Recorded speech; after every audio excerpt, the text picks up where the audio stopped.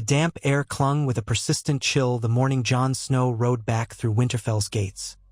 His dark hair plastered to his forehead by a frigid drizzle. Ghost padded silently at his side, the direwolf's white fur stark against the colorless sky. Jon's return was marked by relief among the castle folk, but not by joy. He brought no certain word from Robb. The small force he had led south in haste had found only rumors, whispers that the king in the north had vanished into the war-torn riverlands with Jaime Lannister in tow, searching for an exchange that might free Sansa Stark. No firm sightings had been confirmed. Worse yet, ravens from King's Landing were contradictory, as though the Lannisters themselves did not know Robb's whereabouts. Jon dismounted wearily, letting a stable boy take his horse. Ghost's nose quivered as he sniffed the muddy courtyard, stepping carefully around puddles. The dire wolf seemed uneasy, as though some tension in the air pricked at his sensitive ears. Jon rested a gloved hand on Ghost's head, murmuring quiet reassurance. It did little to soothe Jon's own concerns. The war had grown monstrous, with reports of roving soldiers, Lannister, Baratheon, even Sellswords, fanning out across the Riverlands and Crownlands. Winter continued its slow, grinding approach, and the North waited, hearts clenched in dread. Bran Stark awaited Jon in the Great Hall, perched in the sturdy wheeled chair the castle carpenters had built for him. Rickon stood beside him, shifting from foot to foot, Shaggy Dog nowhere in sight, likely prowling the godswood. When Jon entered, Bran's face brightened a fraction, but apprehension lingered behind his pale eyes. Maester Luwin and several northern lords, newly arrived with small retinues, clustered around the fireplace. "You've returned," Bran said quietly. "Did you find Robb?" Jon shook his head, stripping off his soaked gloves. "No, no one has. I questioned travelers, outriders, even some Sellswords who'd deserted from both Stannis and the Lannisters. Most said the king in the north was last seen riding near Harrenhal, but that was many weeks ago. The rumor is he avoided any direct confrontation and then vanished. Some say he was heading deeper south."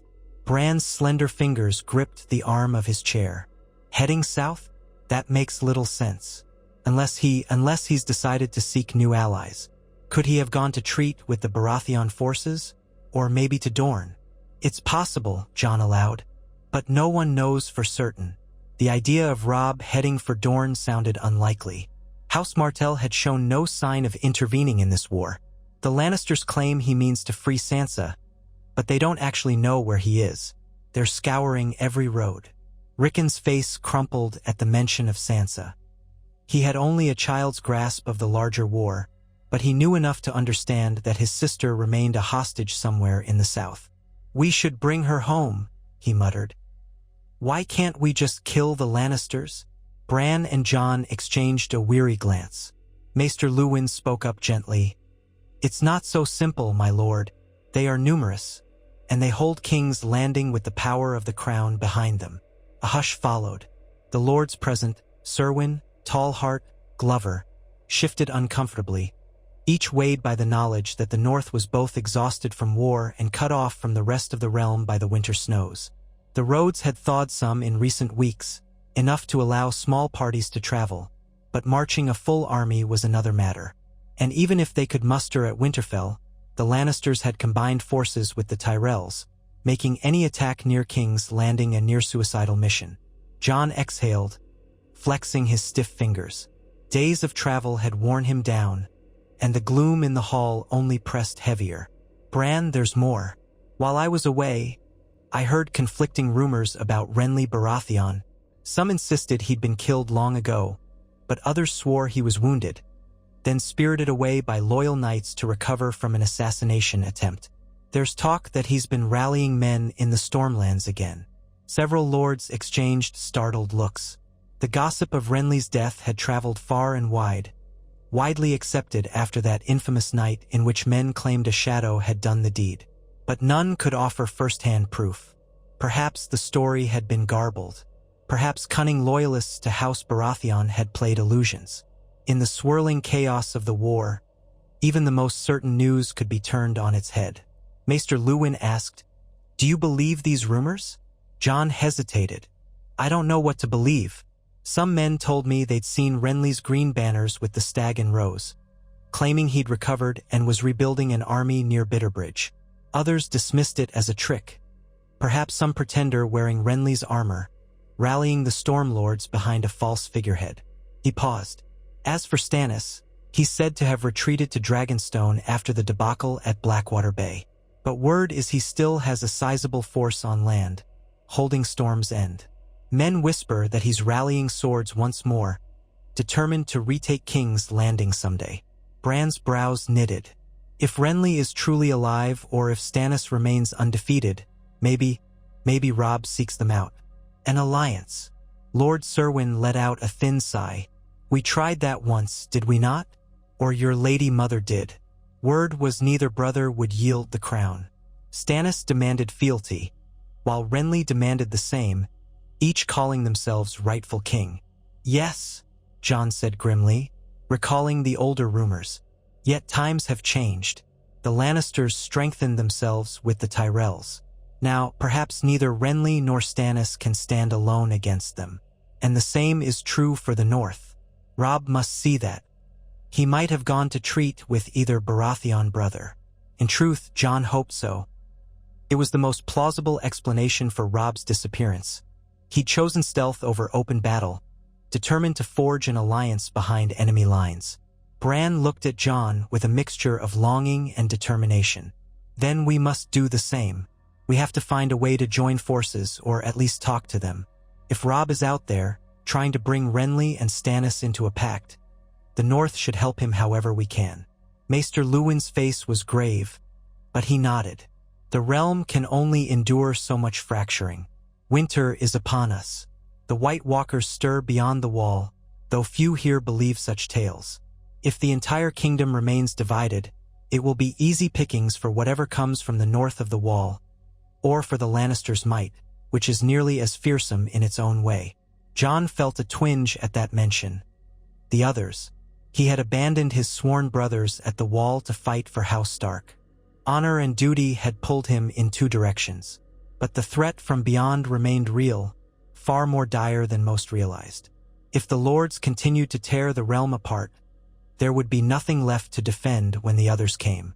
We cannot stand alone forever, Jon murmured, echoing his own thoughts. We have to unite the realm, or at least unite those who can stand against the Lannisters, and eventually stand against the larger threat in the north. Rickon squirmed. So we go to Renly and Stannis? Bran placed a hand on Rickon's shoulder. We can't all go. Winterfell must be held. But maybe Jon can. Or I should. No, that's foolish. I can't ride. And I'm too young. Jon. Jon swallowed. He had just returned from a fruitless trek into the Riverlands. His heart sank at the notion of venturing out again, especially with so little guarantee of success. But he saw in Bran's eyes that same mixture of stark stubbornness and genuine hope. Yes, he said slowly. I can go if that is what we decide, but I won't leave you undefended. Maester Luwin dipped his chin in agreement. House Stark needs a presence in Winterfell. Bran, you will remain the acting lord of the castle.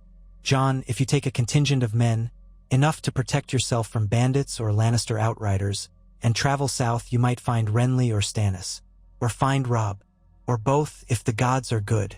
Present them with a chance for alliance. We must all realize we can't let the Lannisters pick us off one by one. Jon glanced around at the lords, Serwyn, Tallheart, Glover, and saw grim acceptance. They were trapped in a corner. A proud corner, but a corner nonetheless. Very well, Jon agreed. I'll go. Ghost will come with me, of course. We'll need to move quietly. I'll take a small band of trusted knights and guards. Perhaps 50 men, no more. Enough not to look like easy prey, but not so many as to be noticed by every spy from here to the Crownlands. Bran's expression grew more confident. We'll manage here, Jon. Just come back with answers. Come back with Robb or news of him. And if you do reach Renly or Stannis, tell them the North has not forgotten the realm. We stand ready to fight the Lannisters, if they'll stand with us. Jon nodded, feeling a weight settle over him. The idea that Renly Baratheon might still live defied half the tales told across the Seven Kingdoms, but war thrived on rumor. And as for Stannis, he was a hard man, unyielding, rigid in his sense of right. Could that man truly ally with Robb if it meant acknowledging the North's independence? Possibly not. But maybe they could find a middle ground if it meant defeating the Lannisters, who clutched the Iron Throne with Joffrey's cruel little fingers. Within days, preparations were complete. The men chosen were largely those who had traveled south before, a mix of cavalry and foot, hardy and able to handle themselves in uncertain territory. They had learned a bitter lesson about large-scale warfare, so they traveled light with minimal baggage. Ghost padded beside Jon's horse, silent and watchful. The direwolf's presence alone could dissuade many a band of brigands. Bran, Rickon, and Maester Luwin gathered by the main gate to see them off. The dawn sky was pale and cold, and the air tasted of frost. The men were already mounted, waiting for Jon's signal. Jon knelt by Bran's chair. "This is your home to keep safe," he said softly. "Keep a close watch on Rickon. The boy has too much wolf in him these days." A flicker of a smile passed between them, though the matter was no jest. Rickon and Shaggy Dog had grown fiercely attached since Theon's invasion, and Rickon's moods could veer from joyful to savage in an instant. Bran smiled back, but it didn't quite reach his eyes. "I will. Good luck, Jon. May the old gods guide you. You and Ghost both." Jon rose and embraced Rickon, who clung for a moment, then stepped back, scowling as though tears threatened. "Bring Robb back," Rickon said. "Bring Sansa back too." "I'll do what I can," Jon promised. Then he swung onto his horse, Ghost loping at his side.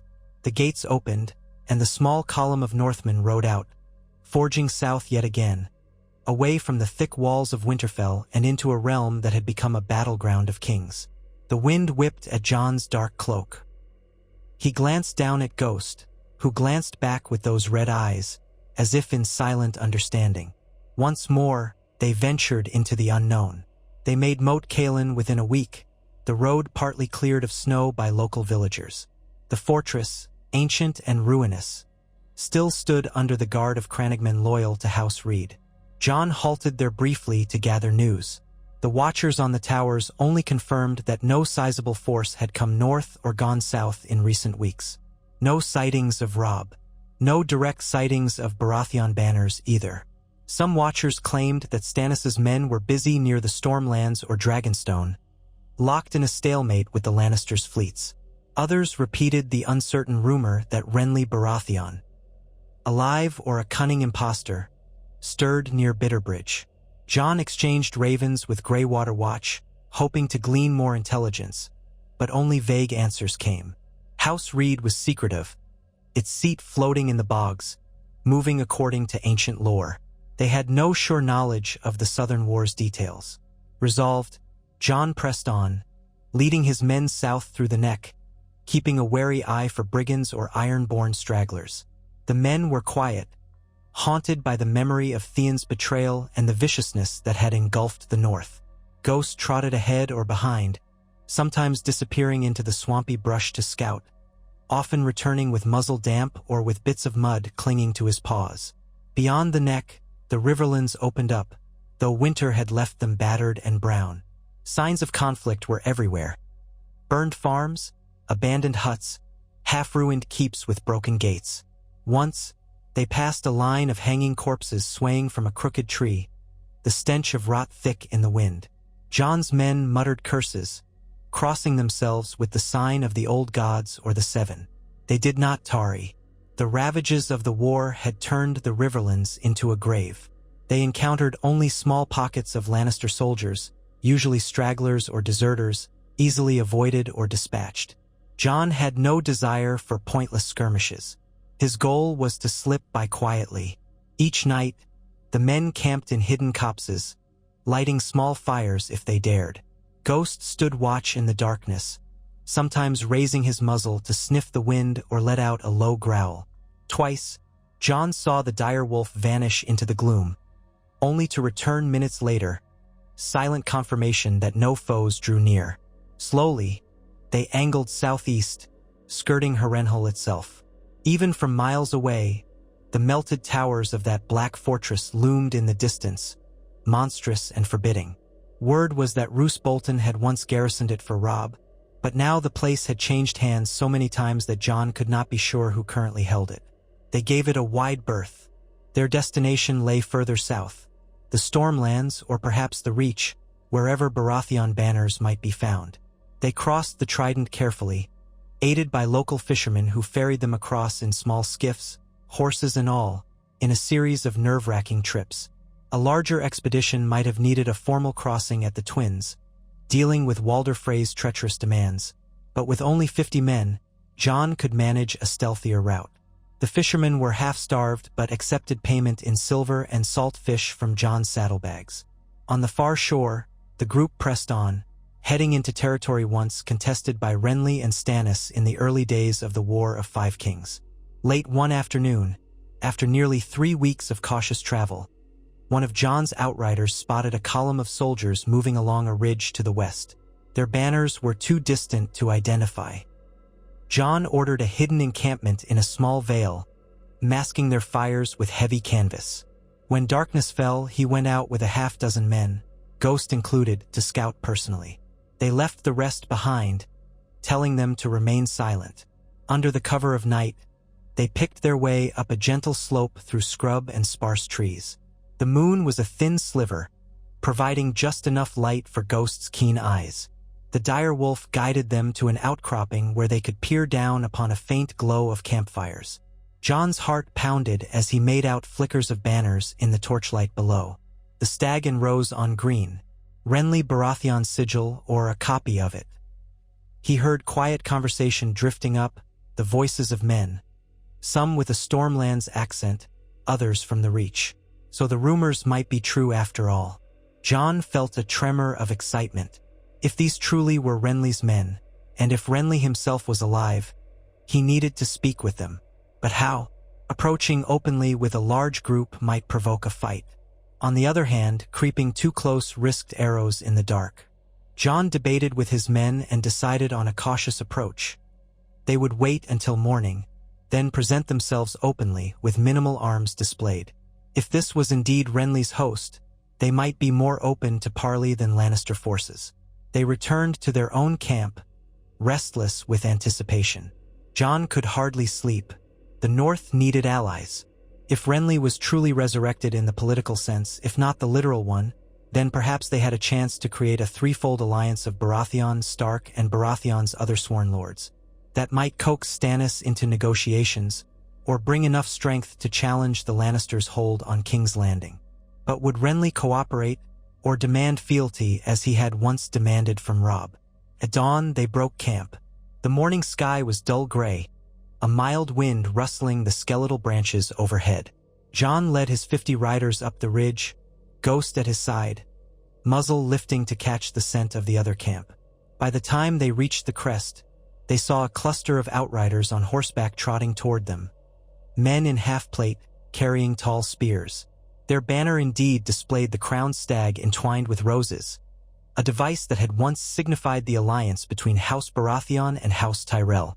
But the Tyrells had supposedly sided with the Lannisters. Was this some fragment of Renly's old loyalists? "Halt!" called one of the outriders, a young man with a narrow face and a bright surcoat. He raised his spear.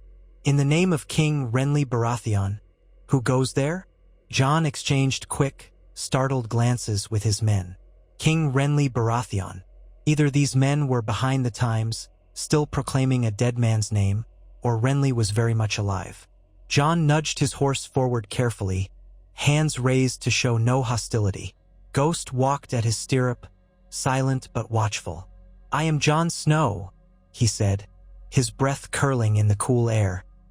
"I come on behalf of Robb Stark, the king in the north, seeking parley." Murmurs ran through the outriders. One man's grip on his spear tightened at the mention of Robb's kingship, as if such a claim vexed him. But the narrow-faced leader eyed Jon closely, taking in the sight of his dark attire, the proud but simple steel of the men behind him, and especially the direwolf, who let out a low chuff. "Jon Snow of House Stark? You wear no sigil of your own." "I am Ned Stark's son, though bastard-born," Jon answered evenly, mindful that some in the South would sneer at that. "I bear no illusions about the laws of inheritance. But I speak for King Robb. We have heard that King Renly might still draw breath, and if that is so, we would speak to him about joining forces." The outrider frowned, clearly torn, but he gestured for his men to lower their spears. "I will bring you before his grace, but you must come unarmed or with weapons peace-tied." Jon nodded. "We mean no harm. My men will remain here or a short distance behind, if you allow." In truth, surrendering arms entirely in an enemy camp was risky, but they had come for alliance, not bloodshed. The outrider paused, studying the northern party. His eyes flicked to Ghost. "And that beast?" Jon's tone went steely. "Ghost is my companion. He will not harm any man unless threatened. But I will not leave him behind." Ghost seemed to sense the tension, but stayed calm, red eyes on the riders.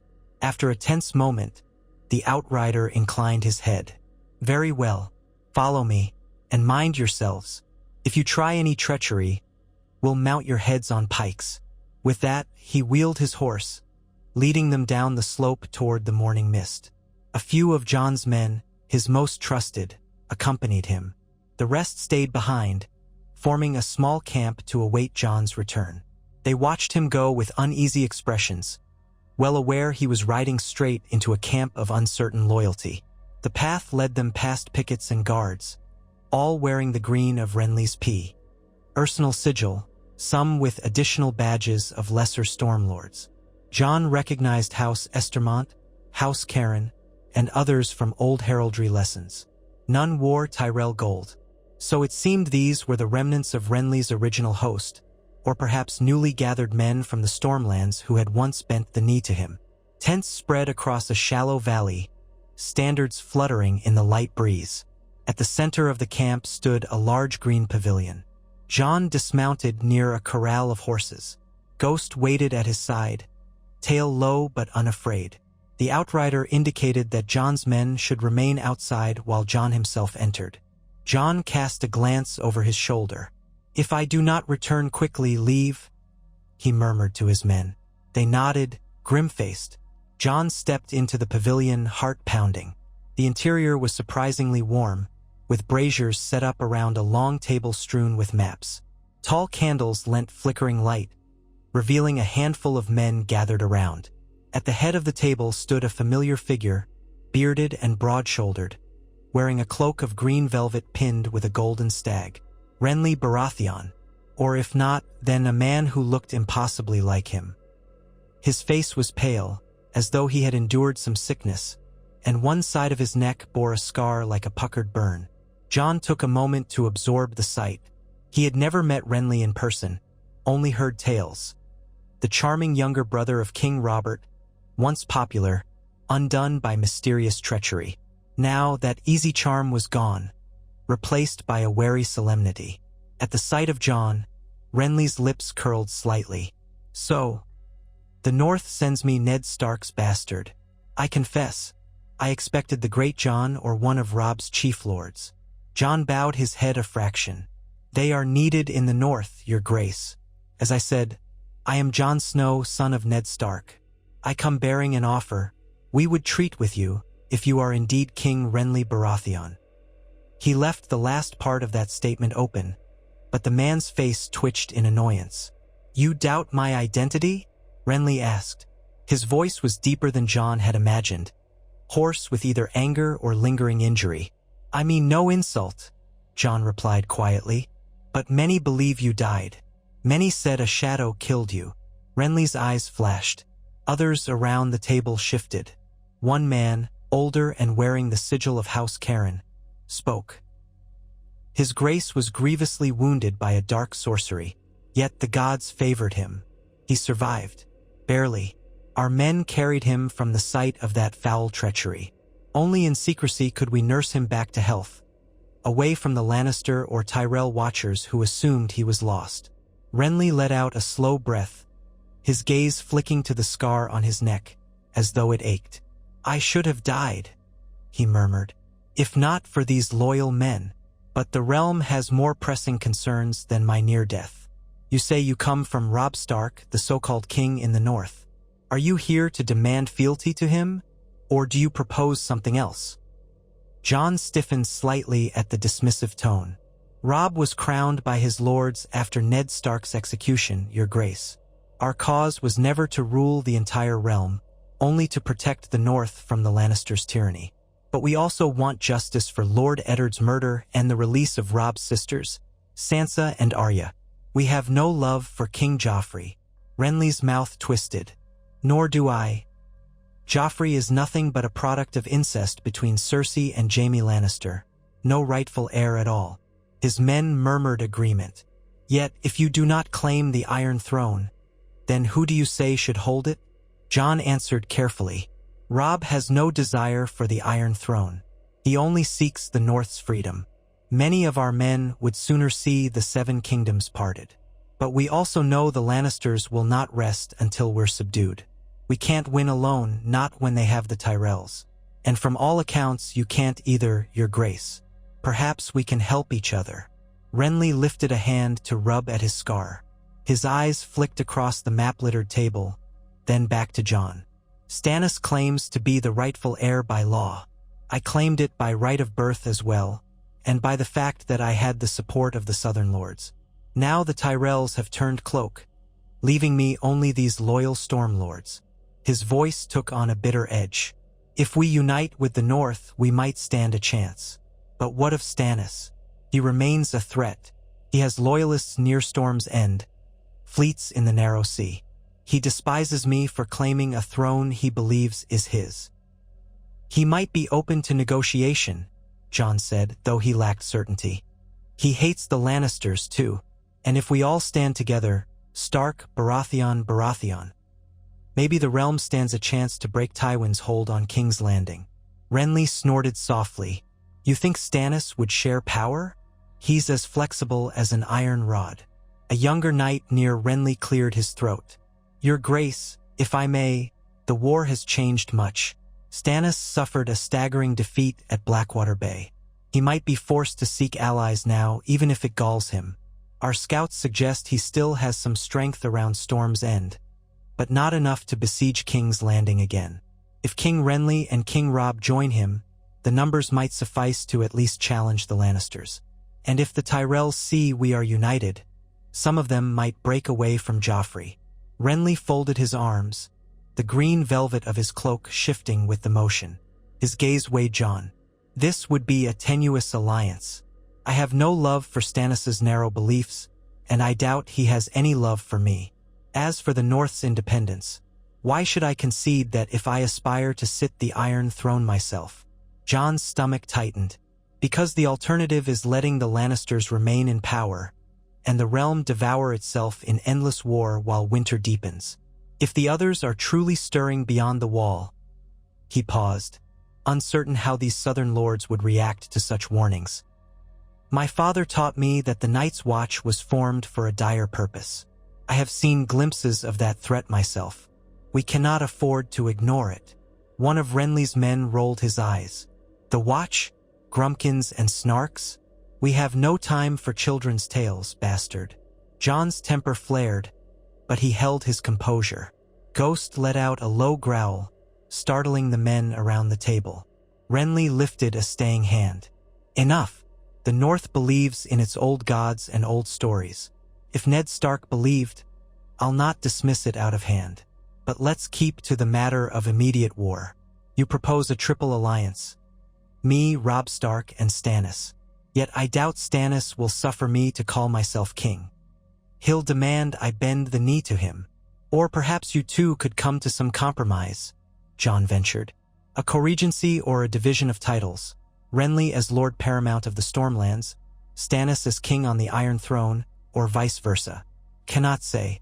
My main concern is that we stand together against the Lannisters. If the war continues as it is, we'll only destroy ourselves." A tense silence followed.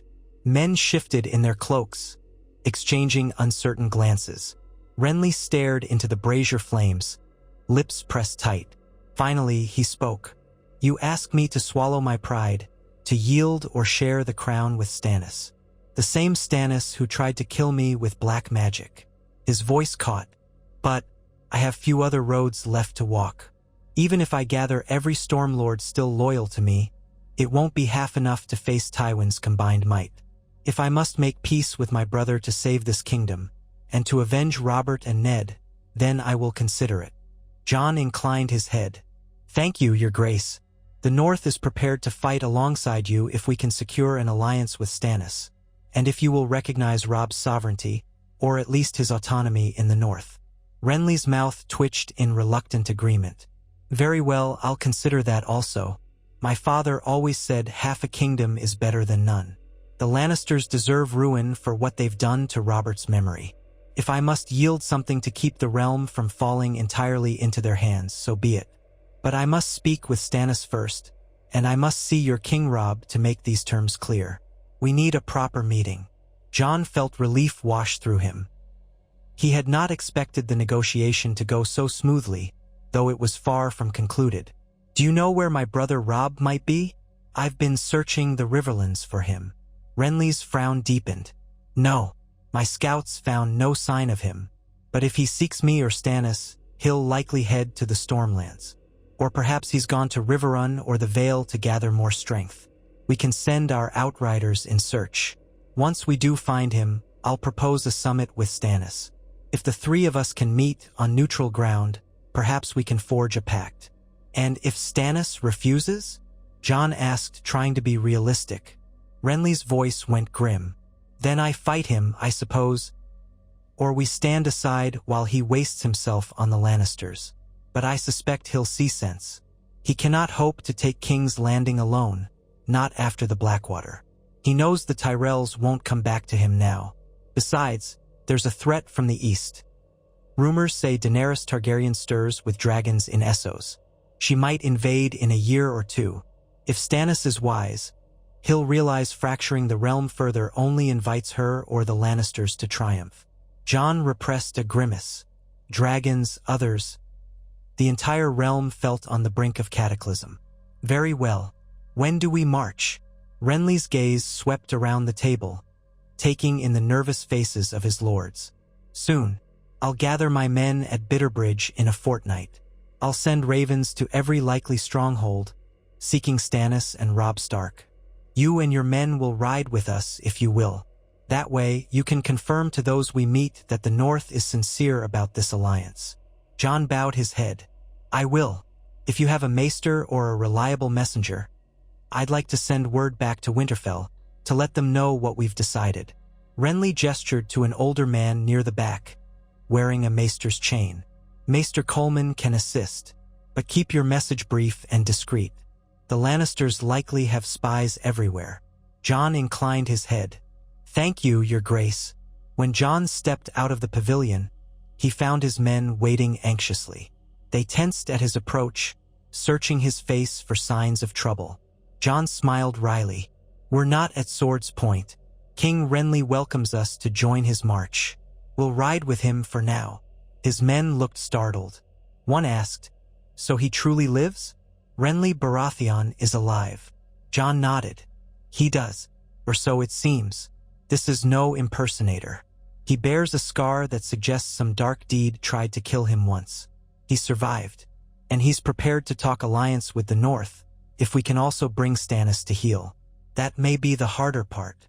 They exchanged looks, uncertain but relieved that at least they wouldn't be fighting a pitched battle here and now. They gathered their horses and followed the outriders to a new spot in the valley, where they pitched their tents under Renly's watchful eye. Ghost prowled the perimeter, occasionally sneaking near Renly's own men, who eyed the direwolf with a mixture of awe and unease. Over the next few days, Jon's presence in Renly's camp caused quite a stir. Soldiers from the Stormlands, and a few from the Reach who had turned against Mace Tyrell, came to gawk at the wolfish northerners. They asked questions about Ned Stark, about the mysteries of the far north. Some expressed confusion that Robb would not claim the entire Iron Throne. Others sneered that the north was a barren land of snow and primitives. But as time passed, curiosity replaced hostility, especially when they saw how polite Jon's men could be. and how lethal they looked in arms practice. John took his meals in a smaller pavilion near Renly's command tent, sometimes speaking with the king himself. Renly was still recovering. Some days he looked pale, complaining of fatigue or pain in his neck, but his spirit was fierce. "I lost my dear friend Loras when the Tyrells turned on me," he confided one evening over a cup of wine. "He remains in King's Landing, likely close to Marjorie and Joffrey. I cannot guess how they've manipulated him or forced his loyalty. If it comes to war, I must face him. That alone would have driven me to the brink. But I must carry on.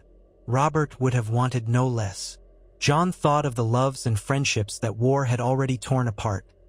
Theon's betrayal, the Karstarks demanding Jaime's life, the Freys turning cloak.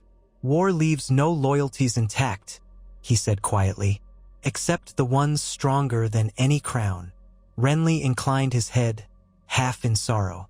"Yes, Ned Stark understood that. I suppose that's why your brother claims no interest in the Iron Throne.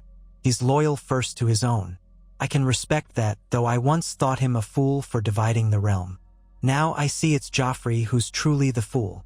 In those days of preparation, ravens flew out from Renly's maester, calling for Stormlords to gather at Bitterbridge.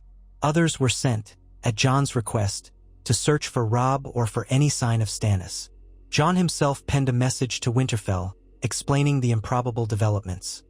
Renly Baratheon was alive and forging an army, open to alliance. The letter was short and cautious in case it fell into the wrong hands. He entrusted it to Maester Coleman, who dispatched it north with couriers sworn to keep it secret. At last, Renly's host broke camp, thousands of men marching with renewed purpose. It was not the grand, lavish force Renly had boasted before the Blackwater fiasco, nor the rose and stag pageantry that once enthralled the realm. These were grimmer men, battered by defeats and betrayals, but still determined. Jon rode near the center with Renly's vanguard, ghost trotting just behind his horse.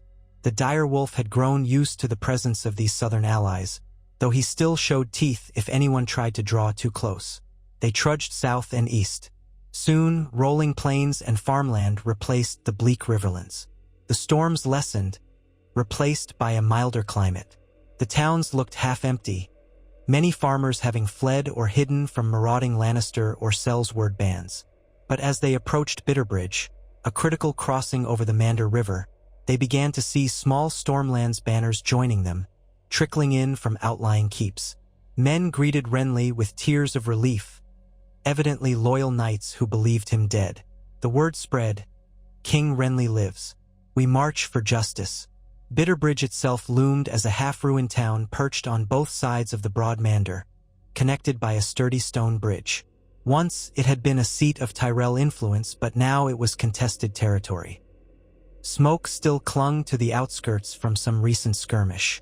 Jon glimpsed a few battered war machines left behind in a field, as if someone had tried to take the town by siege.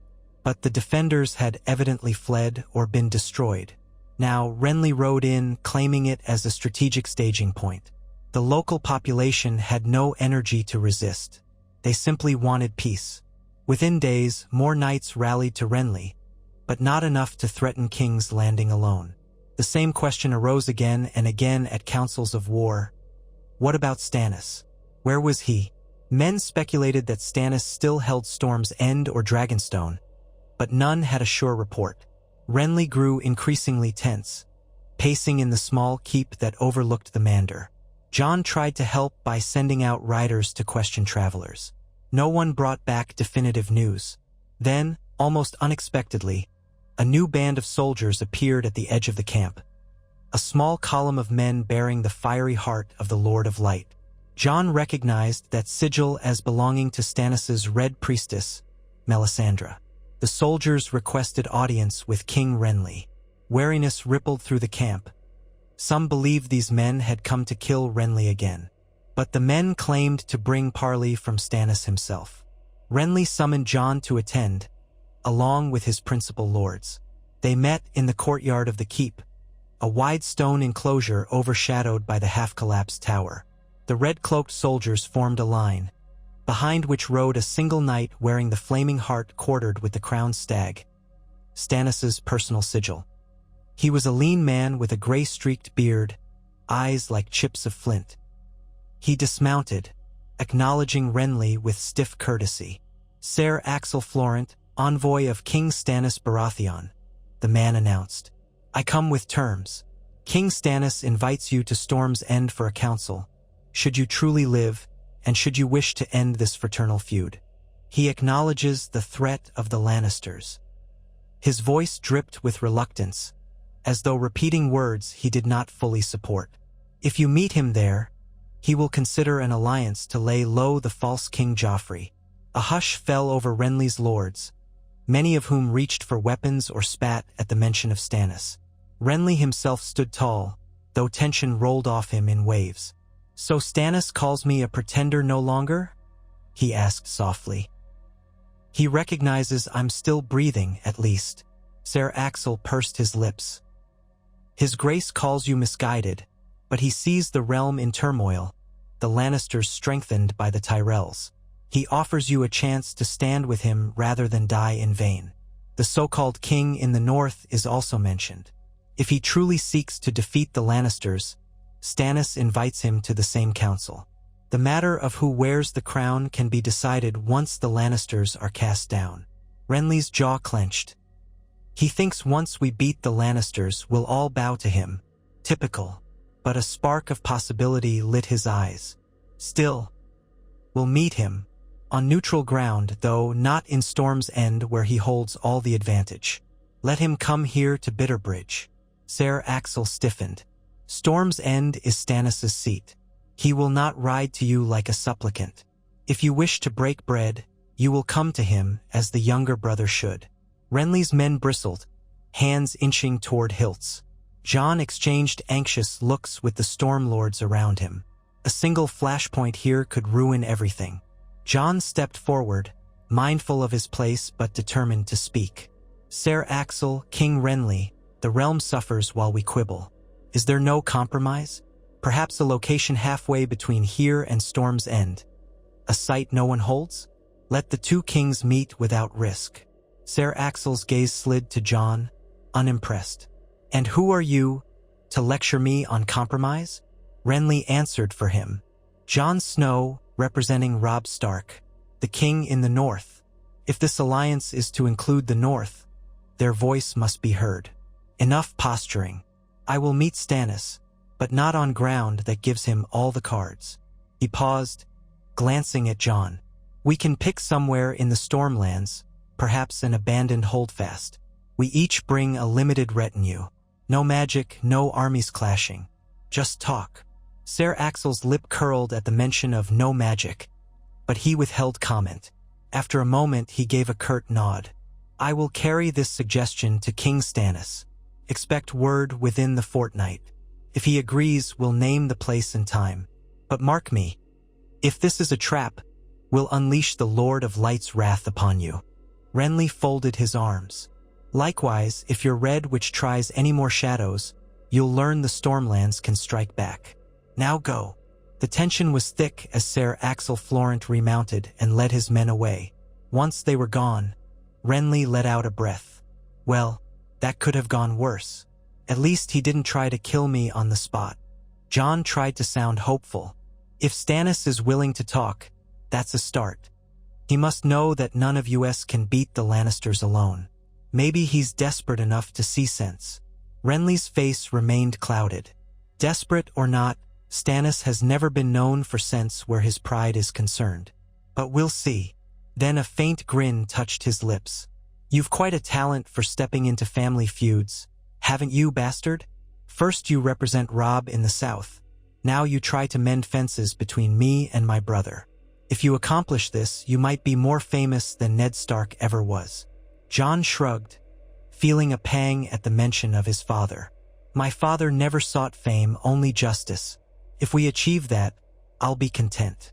Within days, a raven arrived from Storm's End, bearing Stannis' response. He agreed to meet Renly on the border between the Stormlands and the Reach, at a small ruin known as Harvest Hall. The letter insisted each side bring no more than 100 men. specifying that both kings present themselves. A single line in the margin noted that if the king in the north wished to attend, he should come likewise in peace, though the letter's phrasing dripped with Stannis's grudging tolerance. Jon read the letter with mingled relief and trepidation. Robb was still missing. Without him, the North's presence at this summit would be Jon alone, hardly enough to speak for an entire kingdom. But if it succeeded, it might open the door to a truly united front. Renly wasted little time. He left the bulk of his army at Bitterbridge under the command of trusted lords, taking 100 of his best knights to ride east.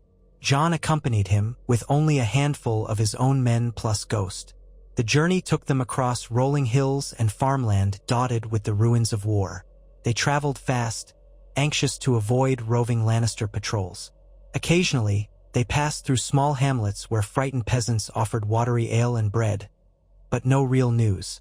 At last, they neared Harvest Hall, once a small castle or manor that had fallen to ruin decades ago.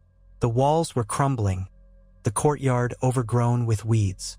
A single tower leaned precariously, missing most of its roof. It lay in a shallow valley surrounded by patchy forest. This was the place Stannis had named for the parley. Renly's men exchanged uneasy looks, recalling how magic had nearly killed their king once already. But they had come too far to turn back now. They arrived near midday. A line of men stood by the old gate, bearing Stannis' sigil, the flaming heart and crowned stag. Among them, Jon spotted Melisandre, the Red Priestess, her bright auburn hair conspicuous even at a distance. She wore scarlet robes that glimmered oddly in the sunlight. Stannis himself stood at the forefront, shoulders set like an iron bar. His face was lean and grim, the jaw bristled with short, salt and pepper beard. His mouth looked carved from stone. His banner waved behind him, a banner of black with the fiery heart. Renly's knights formed a half-moon around their king. Jon and his small retinue hung back slightly. Ghost trotted beside Jon's horse, drawing stares from Stannis' men. One of them made a sign as if warding off evil. Neither side approached closer than a few dozen yards. Tension charged the air. At last, Renly advanced alone, raising a hand to signal his knights to remain behind. Stannis did the same. The two brothers stood facing each other amid the crumbling remains of the castle yard. Jon glimpsed bitterness etched into each man's face, an old, festering wound. They did not embrace. They hardly greeted each other. For a long moment, neither spoke. "You live," Stannis said at last, his voice rasping with suppressed emotion. I was told you died that night." Renly's lips twisted. "That was the plan, wasn't it? Set your shadow on me." But it failed to finish the job. Stannis' eyes flicked to Melisandre, then away. "We do what we must. The Iron Throne is mine by right. I would not have needed such methods if you had not claimed it first." He drew a breath. "I did not come here to rehash old sins. If you're truly alive, we have a war to fight." Renly folded his arms. "Against the Lannisters, yes. Yet how can I trust you not to slip another shadow dagger between my ribs when it suits you?" Melisandre's ruby necklace glowed faintly in the sunlight, or perhaps it was a trick of Jon's eyes. She spoke in a voice as smooth as silk. "The darkness in you was your own doubt, Lord Renly. Had you bent to the Lord of Light's chosen champion, your life would never have been endangered." Renly's eyes flashed with anger, but Stannis raised a hand. "Enough. We're here to talk alliance, not relitigate the past. If we do not unite, the Lannisters will triumph. They hold King's Landing, and the Tyrells supply them with food and armies." Renly let out a frustrated sigh. "Very well, let us speak plainly. You want me to yield my claim. You want me to name you the rightful king. And in return, what do I receive?" Stannis frowned. "Is the realm not enough? The Stormlands are yours to govern under my rule. You'll be my warden of the south, my brother in all but crown.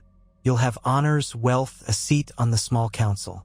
It is more than you deserve, after your treason."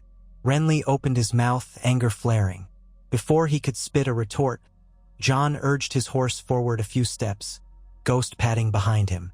The watchers on both sides bristled, some reaching for weapons, but Jon raised an open hand. "Please," he said, voice echoing in the courtyard. "We came to unify, not to keep tearing old wounds. The realm needs you both. The Lannisters are the enemy." Stannis shifted his flinty gaze to Jon. "You must be the bastard from the north, the one who presumes to speak for Robb Stark." Jon bowed stiffly. "I am Jon Snow. My father was Eddard Stark, your grace.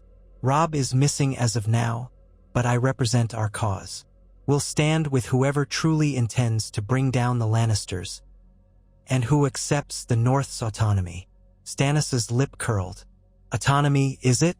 Your brother dares style himself king, forgetting we already have two kings, myself and Joffrey, who is false. The realm does not need three. But your brother's war has been formidable enough to hamper the Lannisters, so perhaps he merits some reward. A chance to kneel gracefully." Renly let out a bark of laughter. "Don't hold your breath for that. The Starks kneel to no one, not after what Joffrey did to their father. But can we not find a middle ground, Stannis? Offer the North a measure of independence, if that is truly what they want. The Targaryens held the North under one crown for centuries, yet they allowed some measure of self-governance." Stannis's face was a mask of stone. He looked at Jon, searching. "If the North will not bow, why should we fight side by side? I am the rightful king. The Iron Throne was Robert's, and by law and birth it passes to me. Let the rest follow me, not break away." Jon inhaled slowly, choosing his words with care. "Because the North will never forget how King's Landing butchered Lord Eddard under false pretenses. Because this war began with Lannister treachery. Because winter is coming, and we must stand united, or the realm is doomed. You can call yourself King of the Undulls and the First Men if you wish. But the North needs to be free from the yoke of a Southern throne that betrayed them. If you promise justice for Ned Stark, if you promise to help us drive off the Lannisters, and if you promise to let the North govern itself, I believe Robb will fight by your side." A flicker of some emotion passed over Stannis's face. Anger, perhaps, or grudging recognition. "A high price," he muttered. "My claim to the entire realm is not a trifling matter." Renly cut in. "Is not peace worth more than titles, Stannis? The Lannisters cannot be beaten if we remain at odds. We have two kings here.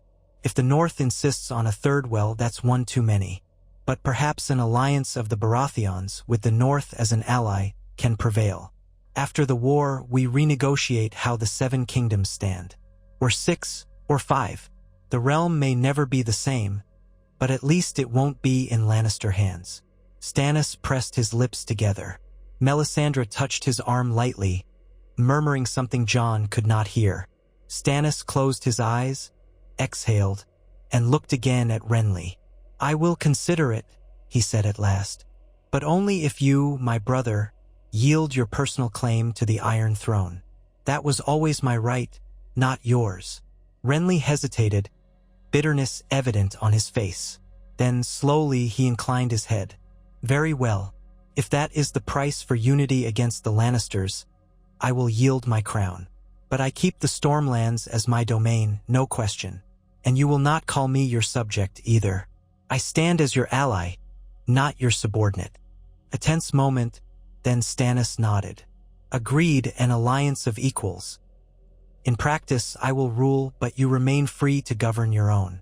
If the war is won, we can hash out the details. What of the North?" Jon's throat felt parched.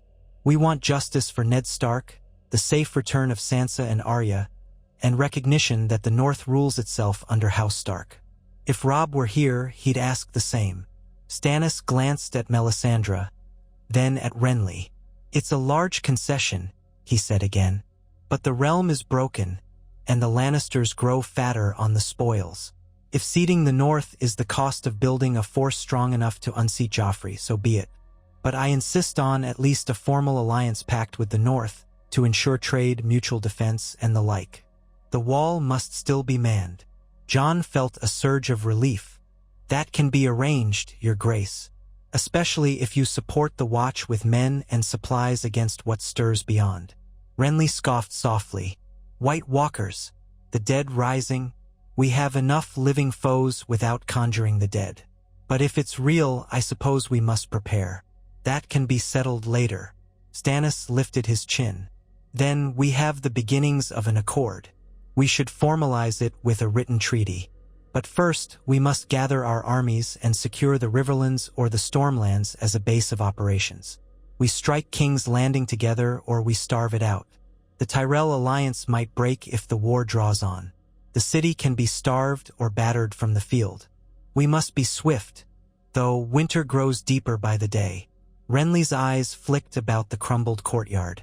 You will come to Bitterbridge? We have a sizable force there. We can coordinate from that location.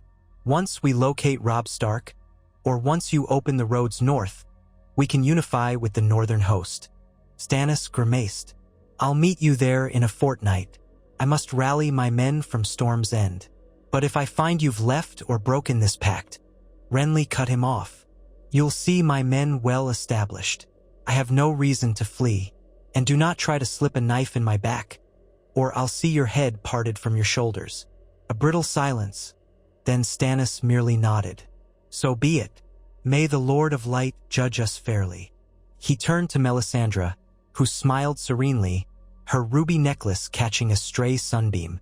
Then Stannis faced Jon. And you, bastard, see if you can find your brother. We need him.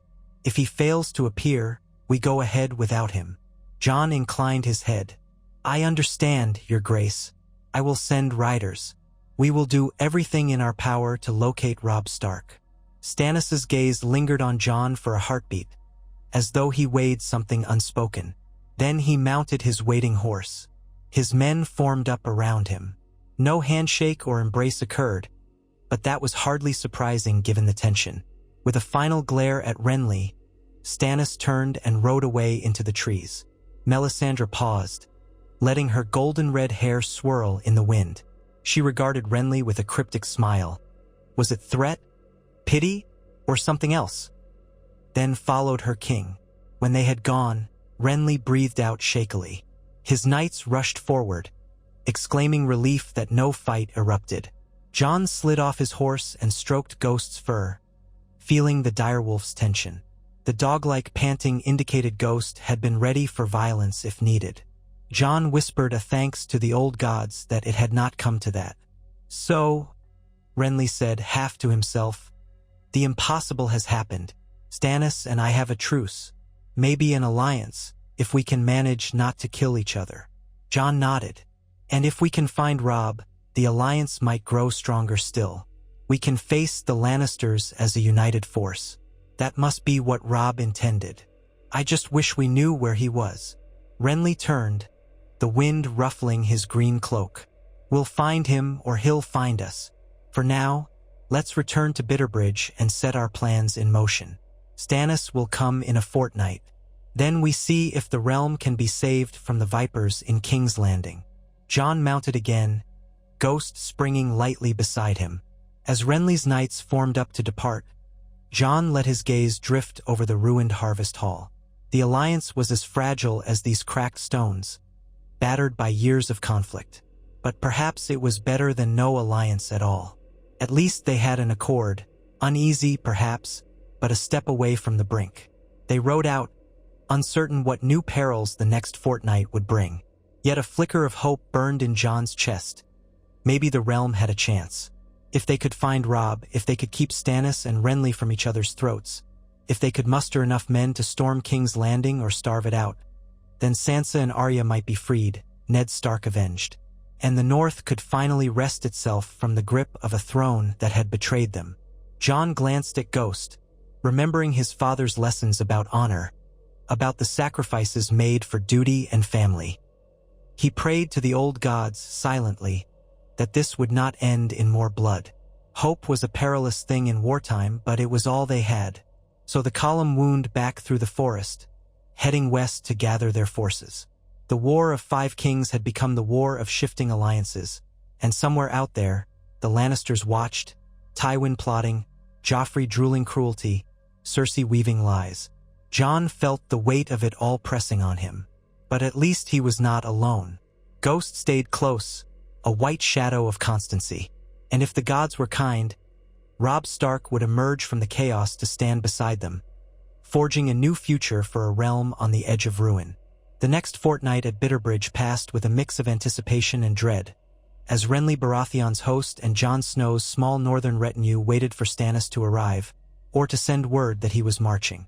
Each day, outriders rode out in all directions, searching for any sign of movement from Storm's End or Dragonstone.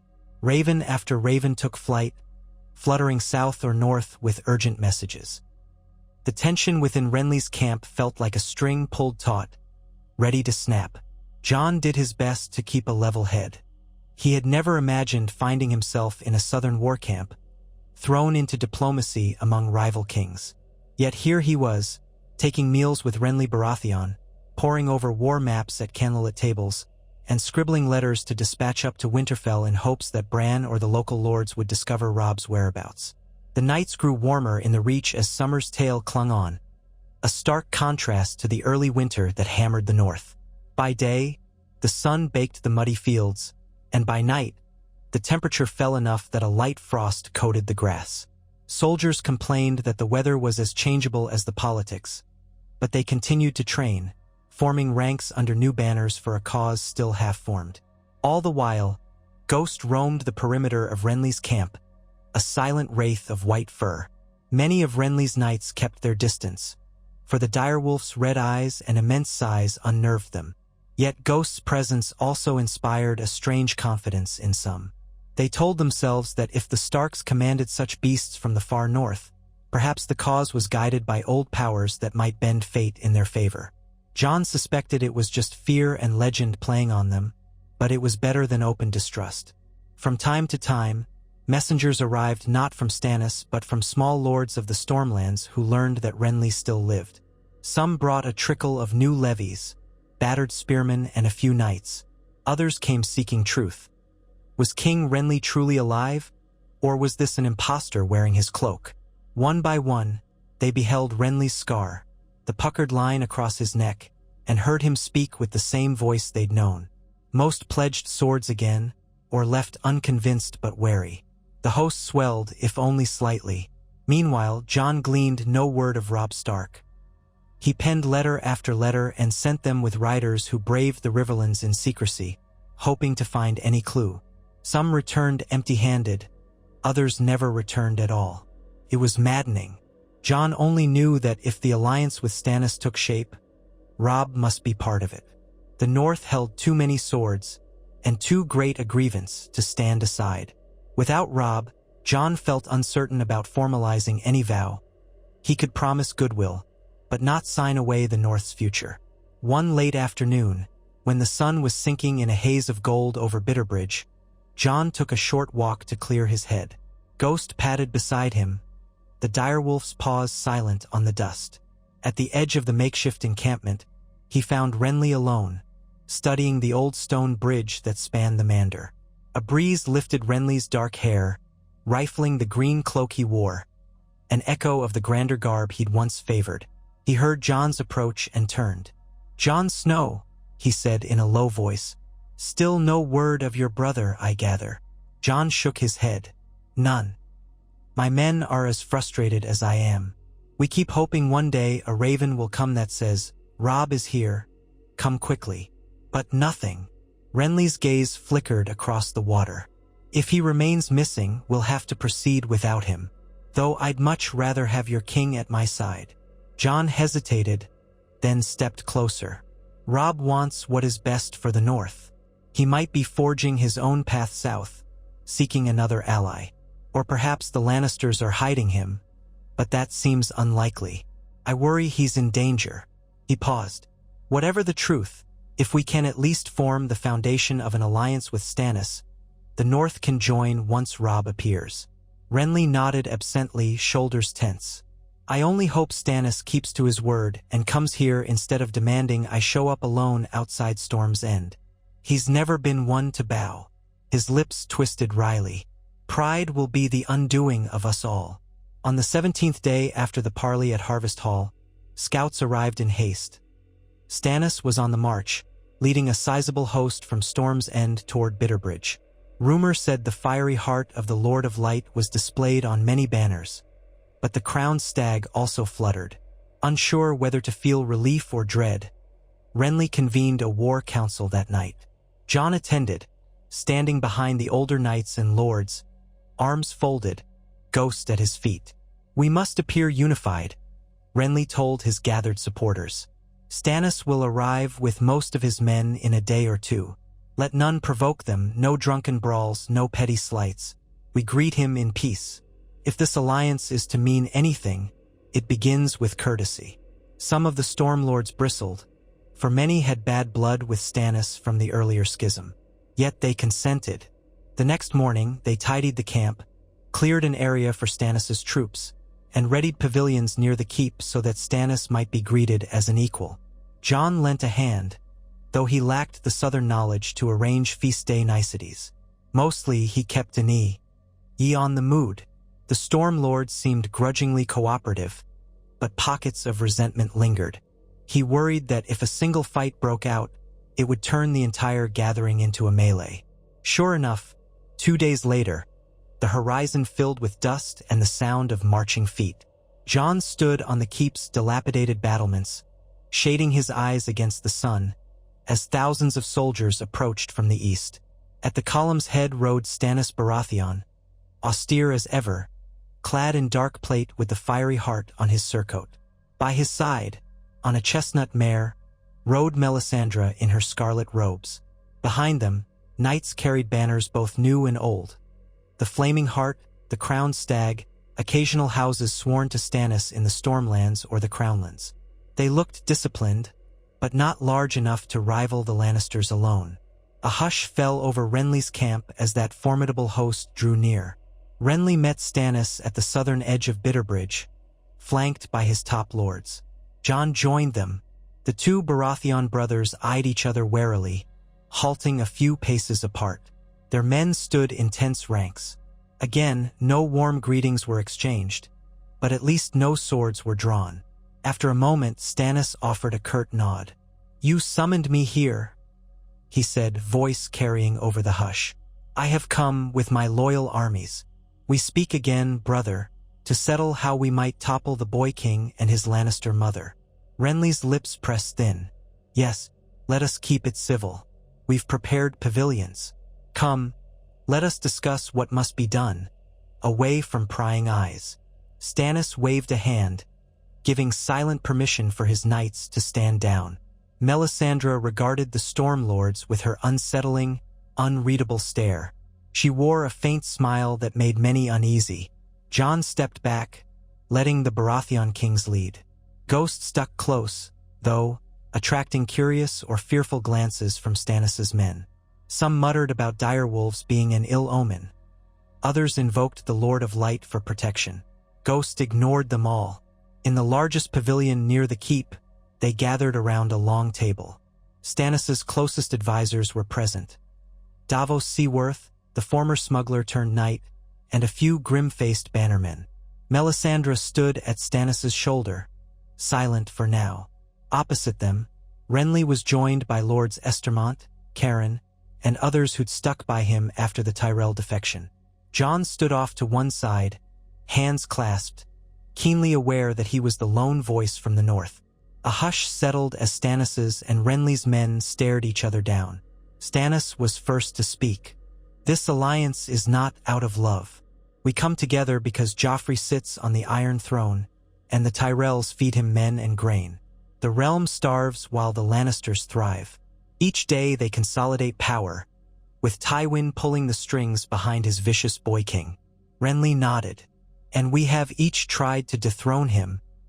Once I marched from Highgarden but was stabbed in the back by dark sorcery, while you assaulted King's Landing by sea and were turned back by wildfire. Alone, we've both failed. Together, we might stand a chance." A low ripple of agreement ran through both sides. Stannis' eyes flicked to Jon. "And the North, you claim they will join us if certain conditions are met. But your precious king in the North has yet to appear." Jon cleared his throat, stepping forward. "Robb Stark is missing, your grace. I don't know the cause, but the Northern Lords remain fierce in their loyalty to House Stark. If I return to them with an accord, one that acknowledges the North's grievances and grants them autonomy, they will fight the Lannisters alongside you." Melisandre's voice was soft, almost hypnotic. "A fracturing of the 7 kingdoms. Do you truly think this is wise? Darkness gathers from all corners, and you would break the realm into separate pieces." Jon bit back the urge to snap. "My father was murdered by the Lannisters. The North wants justice. They have no faith that a southern throne would honor them anymore. If the realm's divisions came from that injustice, perhaps the realm must reimagine itself." Stannis wore a grim expression. "We have been over this. Very well, we proceed on the assumption that the North stands as an ally under House Stark, though not as vassals. Let that be part of the final agreement. If we manage to defeat Joffrey, the North will be a separate kingdom, though still allied with the Iron Throne for trade and defense. Is that your demand, Snow?" Jon inclined his head. "Yes. When Robb is found, he may have more details, but that is the gist. I believe he'll accept." Stannis gave a terse nod. "So be it. Renly, you have yielded your claim to the throne. I remain the rightful king. You become my High Lord of the Stormlands, no lesser than you were, but your crown is set aside." "Agreed." Renly's jaw tightened. "Agreed. I do so for the sake of the realm, not because I doubt my own claim." Stannis let that pass. "Then let us discuss strategy. The Lannisters hold King's Landing with the full might of the Tyrells behind them. They can field tens of thousands. I have a few thousand from the Crownlands and Stormlands. You have several thousand more from your portion of the Stormlands and the Reach, but we remain outnumbered. The Riverlands are ravaged, though we might find allies there if Edmure Tully is still holding Riverrun. That is uncertain. The Vale remains closed off behind Lord Aaron's widow, the Eyrie inaccessible. The Greyjoys have turned traitor on the northern coasts. That leaves us with scattered possibilities. We must either break the Tyrell alliance or find a way to outmaneuver them." Renly tapped a gauntlet finger on the table. "We might coax some lesser Tyrell bannermen to defect if I make the right promises, but Mace Tyrell himself despises me now. He's too proud to accept a forgiven embrace after the fiasco at Storm's End. That path looks narrow. Alternatively, we can avoid meeting the Tyrell Lannister host in open battle, attempt a siege from the sea or a blockade. But they hold the Red Keep, and the Tyrell grain flows in from the Reach. They won't starve easily." An older knight near Stannis coughed. "We might lay waste to the fields of the Reach, stopping their harvest from reaching King's Landing. But that means turning on your own region, my lord," he said, glancing at Renly. "We'd be punishing small folk, burning farmland. A harsh strategy, but it could weaken the Tyrell supply lines." Renly grimaced. "They're not my region anymore. The Tyrells broke faith first. Still, the cruelty would be immense. I'd rather not slaughter peasants just to starve the city. Is there no other way?" The council argued for hours, voices rising and falling. Some favored a direct strike, possibly from the Blackwater Bayside, if Stannis could muster enough ships and break the Lannister navy. Others demanded they infiltrate King's Landing, rouse an uprising against Joffrey. Davos Seaworth observed that the city folk might hate Joffrey, but fear was a powerful leash. Then Melisandre interjected cryptic remarks about the Lord of Light's will, and how the flames might reveal a path if the men had faith. Her words sparked muttering from Renly's devout 7 worshippers, who wanted no part of R'hllor. Jon watched it all in uneasy silence. This alliance was about as fragile as a spider's web in a storm. At last, Stannis pounded a fist on the table. "Enough! We mustn't tear each other apart. We should attempt to find more allies, Riverrun, the Vale, the North, and strike in unison. The Lannisters cannot be strong everywhere. If we can coax Edmure Tully into rising again, if we secure the North swords, we may gather enough to threaten King's Landing. Then the Tyrells might think twice before committing fully to a pitched battle. They might sue for terms to avoid another drawn-out war." Renly pursed his lips. "A bold plan, but it hinges on both Tully cooperation and the presence of Robb Stark. And we don't even know if the Vale will stir. That woman, Lisa Arryn, closed her gates and shut out the world after her husband's death." Stannis' stony gaze passed over the table. What choice do we have? We cannot beat the Tyrell Lannister axis alone. We must gather the scattered foes of the Lannisters into one. The realm can't afford more division. Jon raised his hand. I will go. I'll keep searching for Robb. I'll also head to Riverrun if I can speak to Edmure Tully. If I show them that House Stark is forging alliances with you too, perhaps Edmure will muster again. Even if his lands are battered, the Riverlords might have enough strength to harass Lannister supply lines or join your armies. Renly looked at Jon thoughtfully. That's dangerous work. The Riverlands are infested with brigands, sellswords, and Lannister outriders. You could be captured or killed. Jon's jaw tightened. I know, but I've already been in the Riverlands. My men and I can travel lightly, avoid large battles. It might be the quickest way to unify these scattered threads. If I can also locate Robb, it would help everything. Stannis gave a brusque nod. Then do so. Take as many men as you need from either of us. Or none if secrecy is better. The sooner we know Tully's stance, the better.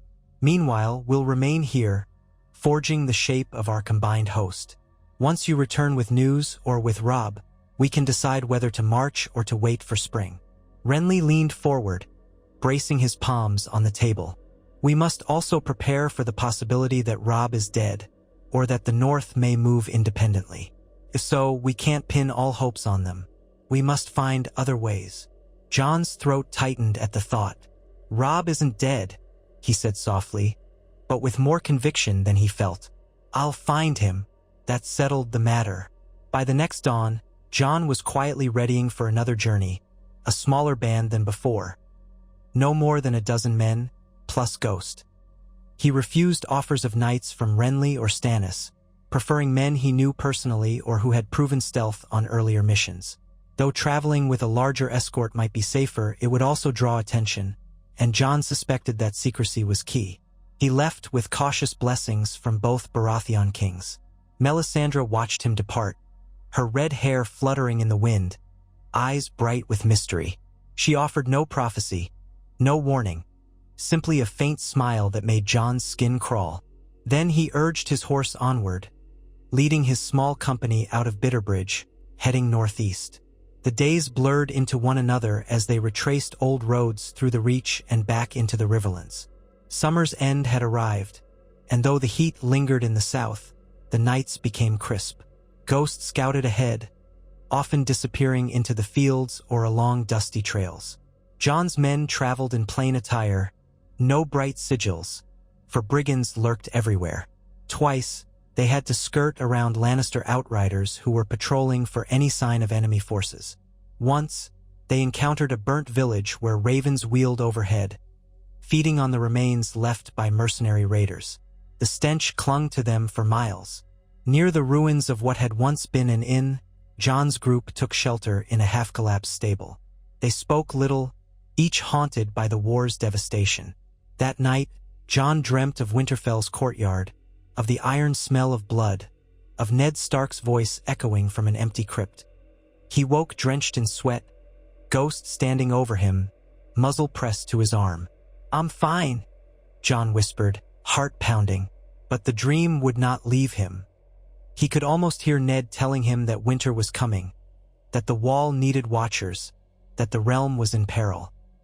Jon felt pulled in too many directions: loyalty to the North, loyalty to the Watch, loyalty to the cause of toppling the Lannisters. The burden weighed heavily.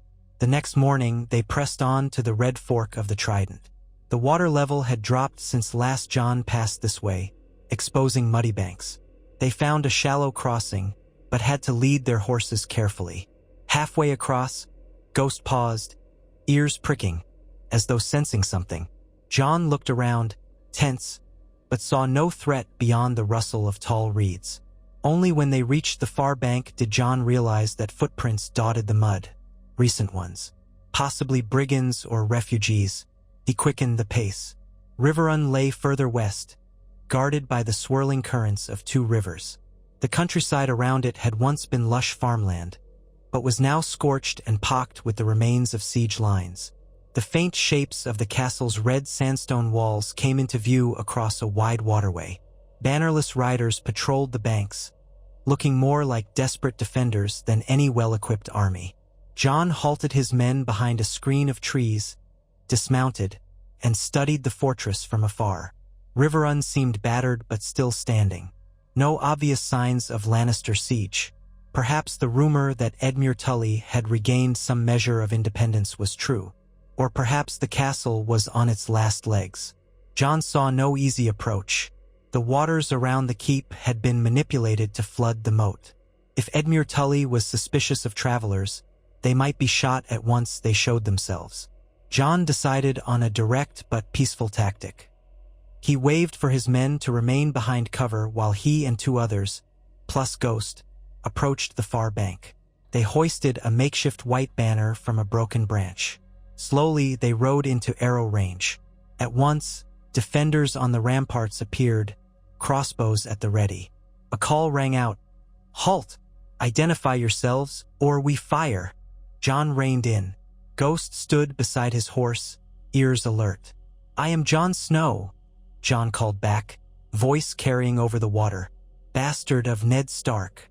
I come seeking Lord Edmure Tully, or the Blackfish if he still holds Riverrun. I bring news of an alliance forming against the Lannisters." Muttering echoed from the battlements. After a tense moment, a tall figure emerged, wearing battered mail with the Tully fish crest. Even at a distance, Jon recognized Edmure Tully's ruddy hair and serious expression. "Jon Snow," he shouted. "We heard you were riding with your brother's army. Where is Robb?" Jon shook his head. "He's missing, my lord. Please, let me cross and speak with you. I come in peace. I want to discuss terms and gather news. We want your help to destroy the Lannisters once and for all." A pause, then Edmure gestured for the crossbows to lower. "All right, we'll hear you, but any tricks, and we'll hang you from the ramparts, bastard or no." Jon raised an open hand. "Understood." He motioned to his men in the trees, signaling them to remain. Then, with only 1 companion plus Ghost, he approached the narrow crossing. A drawbridge rattled down, bridging the flooded moat. Jon felt beads of sweat on his brow. If Edmure decided to capture him, it would be child's play to haul up the bridge and keep him locked in. But he had to take the risk. They crossed carefully. Inside, the courtyard was a scene of weary resilience. Jon saw makeshift tents for wounded, scorched sections of the walls under repair, storehouses half-filled with questionable grain. Yet the garrison was not starved or broken. Men and women in patched armor bustled about, giving Jon suspicious or curious looks. Edmure descended from the wall walk, his expression guarded.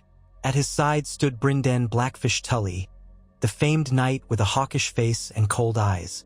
"You look half your father's image," Edmure said curtly, sweeping his gaze over Jon. "Except for the hair.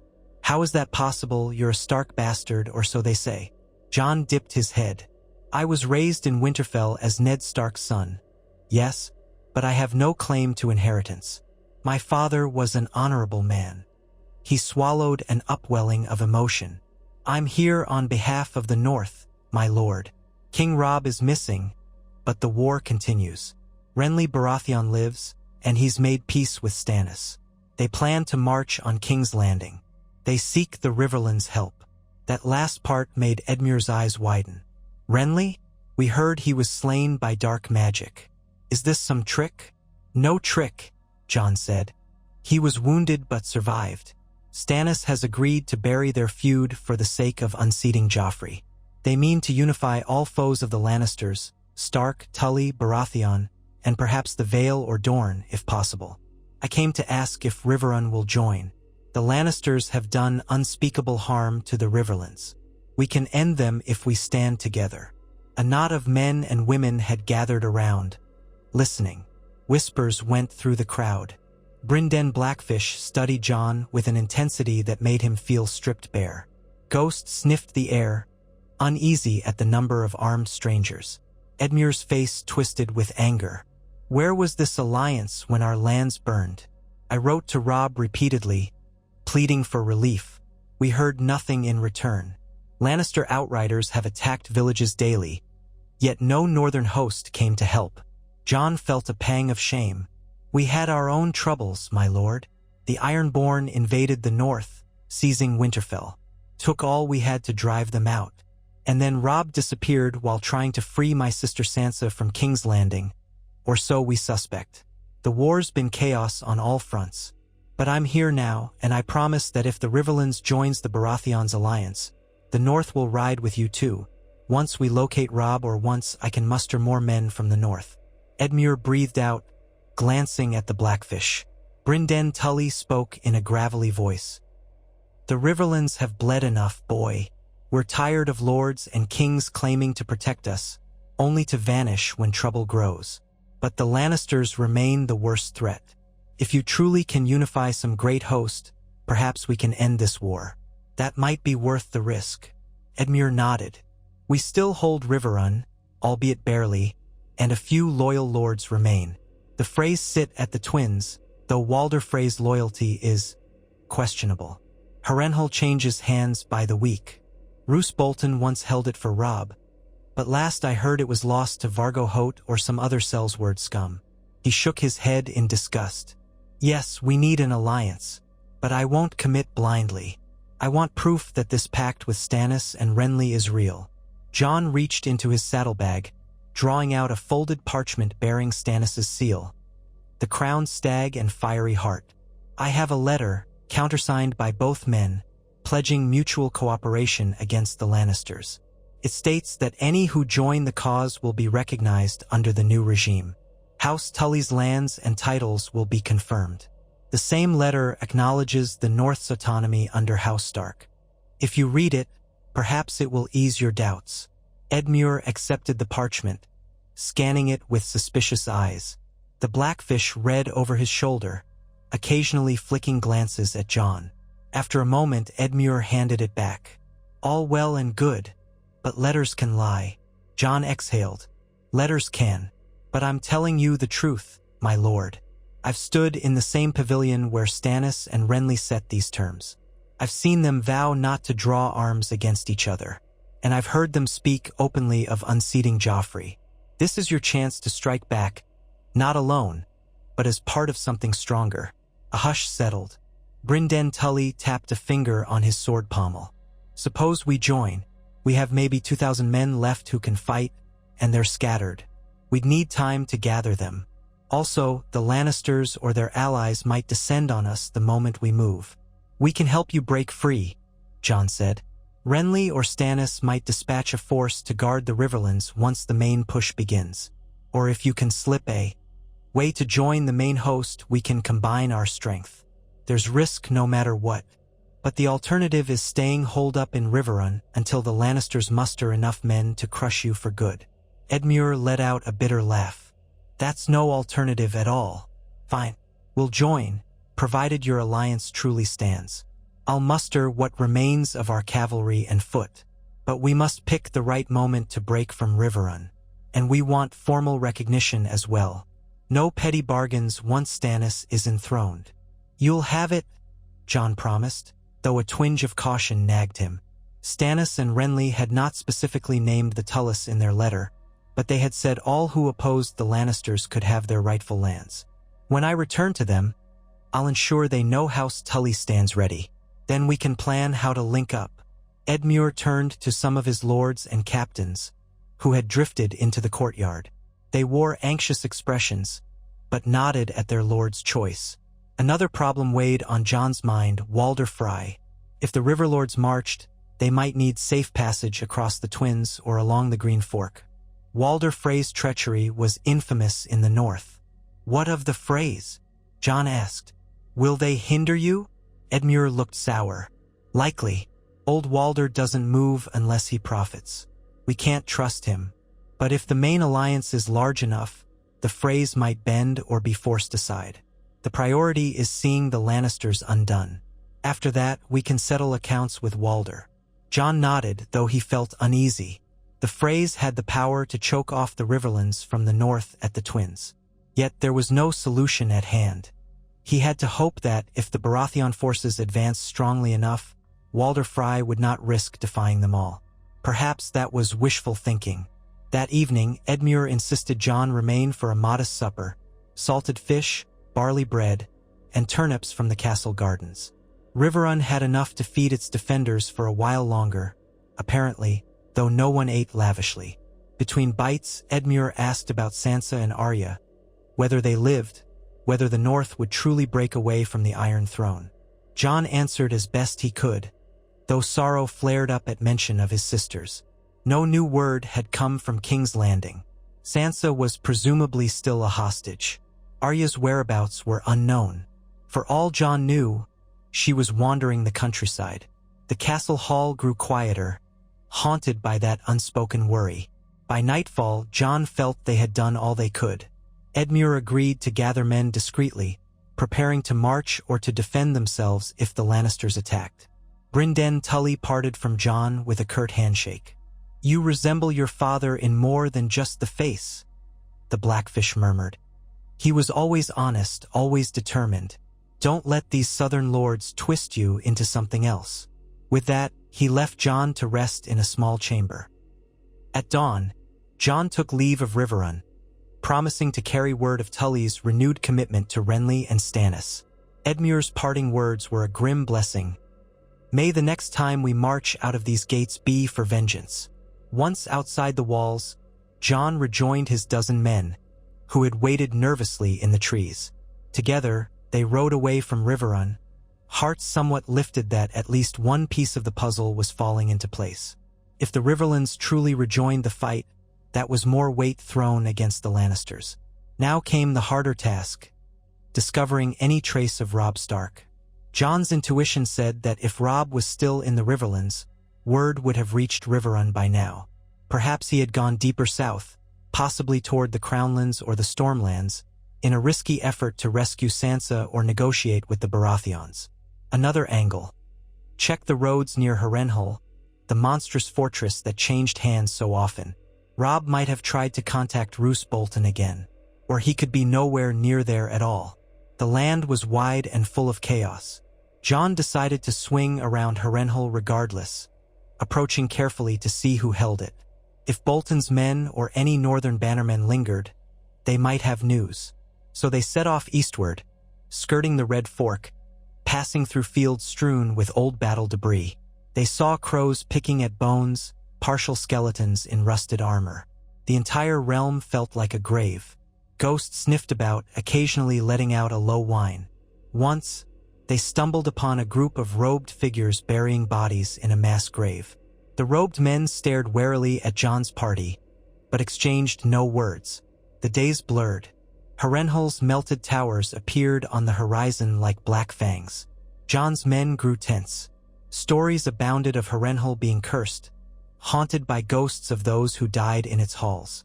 In the dying light of late afternoon, they reached a vantage point overlooking the fortress. Smoke rose from the outer wards, suggesting it was inhabited. But which side held it? Could be Lannisters, could be Sellswords, could be an outlaw band wearing stolen sigils. John scouted with 3 men, crawling through tall grasses until they could spy the main gate. Guards in mismatched armor stood watch. Their banners were tattered and unrecognizable, though one design looked like a red griffin. Another looked like a goat's head with twisted horns. John recalled some talk of Vargo Hoat's Sellswords, a goat sigil clan known as the Brave Companions. Another rumor had placed a griffin sigil among mercenaries from the disputed lands. Whoever these men were, they didn't look like northerners. Quietly, John backed away. Engaging them would be foolhardy. Likely they'd kill him or sell him to the highest bidder. Harrenhal was no place for loyal men of any cause. Still, he circled for a day, hoping to find a servant or small folk who might share rumors. He found none. The Sellswords evidently kept a tight watch. He gave up, concluding Harrenhal offered no help. Their next idea was to check if Robb might have tried to pass the neck again. But that would require a long trek north, and time was pressing. Better to return to Bitterbridge and share the news of the Tully alliance. John had to trust that if Robb was anywhere in the southwestern region, he would have turned up by now. Perhaps Robb had gone deeper into the Crownlands. With reluctance, John decided the best path was to head back to the Baratheons' camp, confirm Edmure's pledge, then see if scouts had discovered any word of the king in the north. So they turned south again. Weeks had passed since they set out. The nights grew cooler still, the sky taking on that pale, washed-out hue that foretold autumn's end.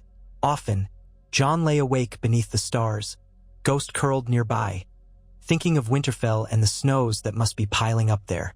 He imagined Bran forging a new kind of leadership in his absence, Rickon chasing through the halls with Shaggy Dog. He wondered if Sansa was still trapped behind Red Keep walls, forced to endure Joffrey's cruelty. Where was Arya? The weight of not knowing pressed on him. Their journey back toward Bitterbridge was faster, for they encountered fewer obstacles. Once or twice, they glimpsed Lannister patrols in the distance but avoided them. The land near the Manor was safer, or at least less contested, thanks to the presence of Renly's men. When at last they drew close, they found the camp had grown. Stannis' force now melded with Renly's, though tensions clearly ran high. The sight of that combined host, tens of thousands strong, was impressive, but might still be less than half the Lannisters' strength. Once Tyrell levies fully turned out, uncertainty clung to every man's face. Jon's arrival caused a stir. Soldiers recognized Ghost loping at the head of the column. They parted, letting him pass toward the keep. Word spread that the northern envoy had returned, hopefully bearing good tidings. When Jon stepped into the war pavilion, he found Stannis, Renly, Davos, and a cluster of lords poring over maps. They looked up sharply, questions in their eyes. "I've spoken with Edmure Tully," Jon began. "He will rally the Riverlands and join our alliance. Once we move against the Lannisters, he'll either march out of Riverrun or harry their lines. It's not a huge force, but it's something." A faint gleam of triumph lit Renly's face. Stannis grunted, folding his arms. "Good. That is one piece. And your brother? Any sign?" Jon's shoulders sagged. "No.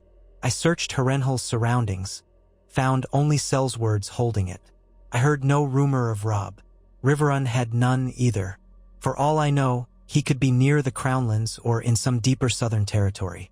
Or captured." Stannis' mouth pressed into a line. "We cannot wait forever. The snows creep south. Already the nights grow cold here. If we do not move soon, we risk the Tyrells fortifying King's Landing beyond our ability to breach. Suppose your brother never appears. Will the North still join us?" Jon hesitated. "If I can return north and bring them the treaty, I believe they will.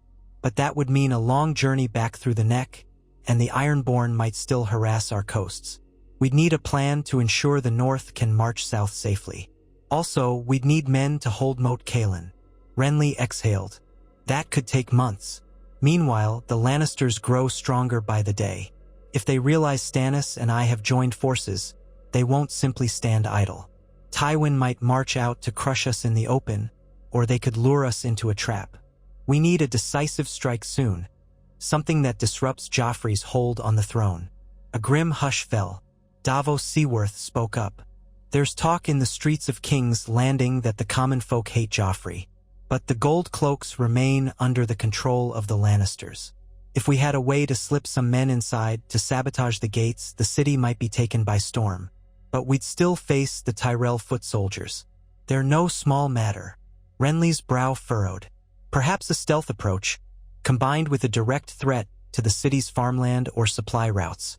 If we can pull Tywin away from King's Landing, or force him to divide his men, we might stand a chance. We also have Edmure Tully in the Riverlands, able to strike from the west. The city might be encircled." Stannis nodded slowly. "We're still outnumbered. But if the Tyrells see how vulnerable King's Landing becomes when threatened on multiple sides, they might hedge. Mace Tyrell craves advantage above all. He wants to place Marjorie as queen. If Joffrey falters, or if the war looks unwinnable for them, perhaps the Tyrells switch sides again. They've done it once, going from Renly to Joffrey. They might do it again if they sense a losing cause." Melisandre's voice cut in smoothly. "You place your hope in the greed of mortal lords. Better to place it in the flames of R'hllor. Yet even the flames show me only shadows of the path ahead. War is a chaos the Lord of Light does not always unravel simply. Renly rolled his eyes at the Red Priestess, but bit his tongue. Stannis brushed aside the religious talk. We have at least a plan. Renly and I will gather the combined host, march toward King's Landing, but keep to the roads that let us avoid a pitched battle with the Tyrell main force. Meanwhile, we hope Tully's men strike from the west, forcing Tywin to divert. If the Tyrells do not break, we'll be forced to engage. If they do break, perhaps we can seize the city quickly. And the north? Davos asked. Will we have them at all, or must we face the city without them? Jon felt every gaze fall on him. He swallowed. I can't raise the entire north by myself. Not without Robb or without traveling there to show them the alliance. That would take precious time. If you move on King's Landing before winter is done, I don't think the north can come in large numbers. The mountain passes might be closed soon. The neck is muddy, half-flooded. They might only arrive after the snows lighten. Stannis gave a terse nod. Then we act without them or with them in a smaller capacity. If Robb reappears and can lead a sizable northern force, so much the better. If not, we do not wait for him. The war must proceed. Melisandre's red lips curved. Let them come if they can. The night is dark and full of terrors for all who lag behind. Jon pressed his lips together, not liking the ominous tone but seeing no immediate alternative.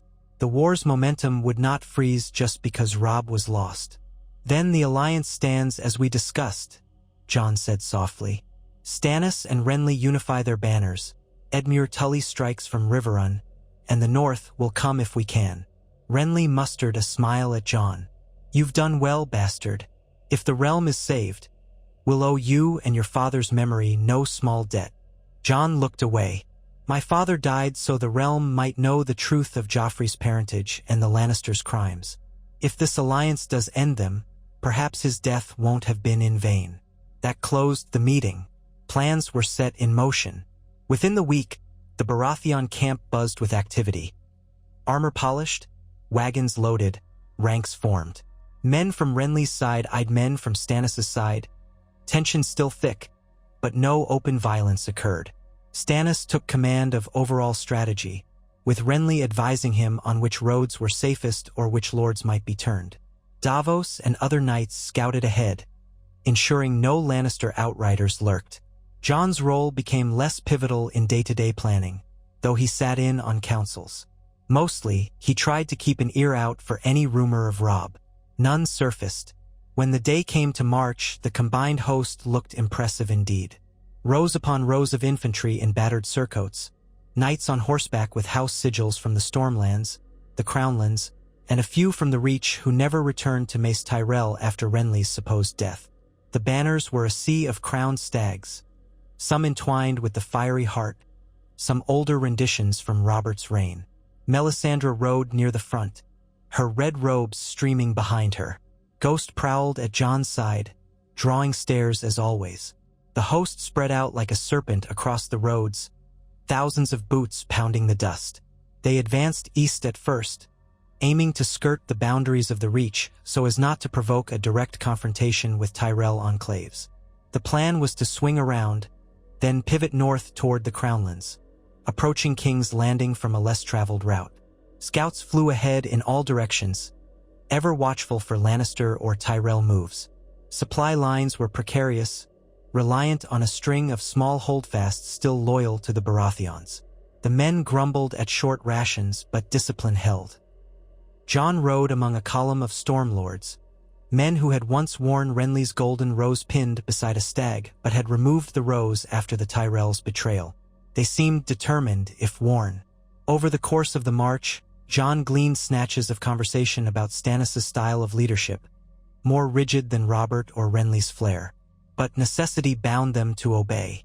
There was simply no alternative to defeat the Lannisters. Each dawn, the host trudged forward. Each dusk, they raised tents or huddled under lean-tos if the weather turned foul. Jon assisted with guard duty, using Ghost's keen senses to detect stray intruders at night.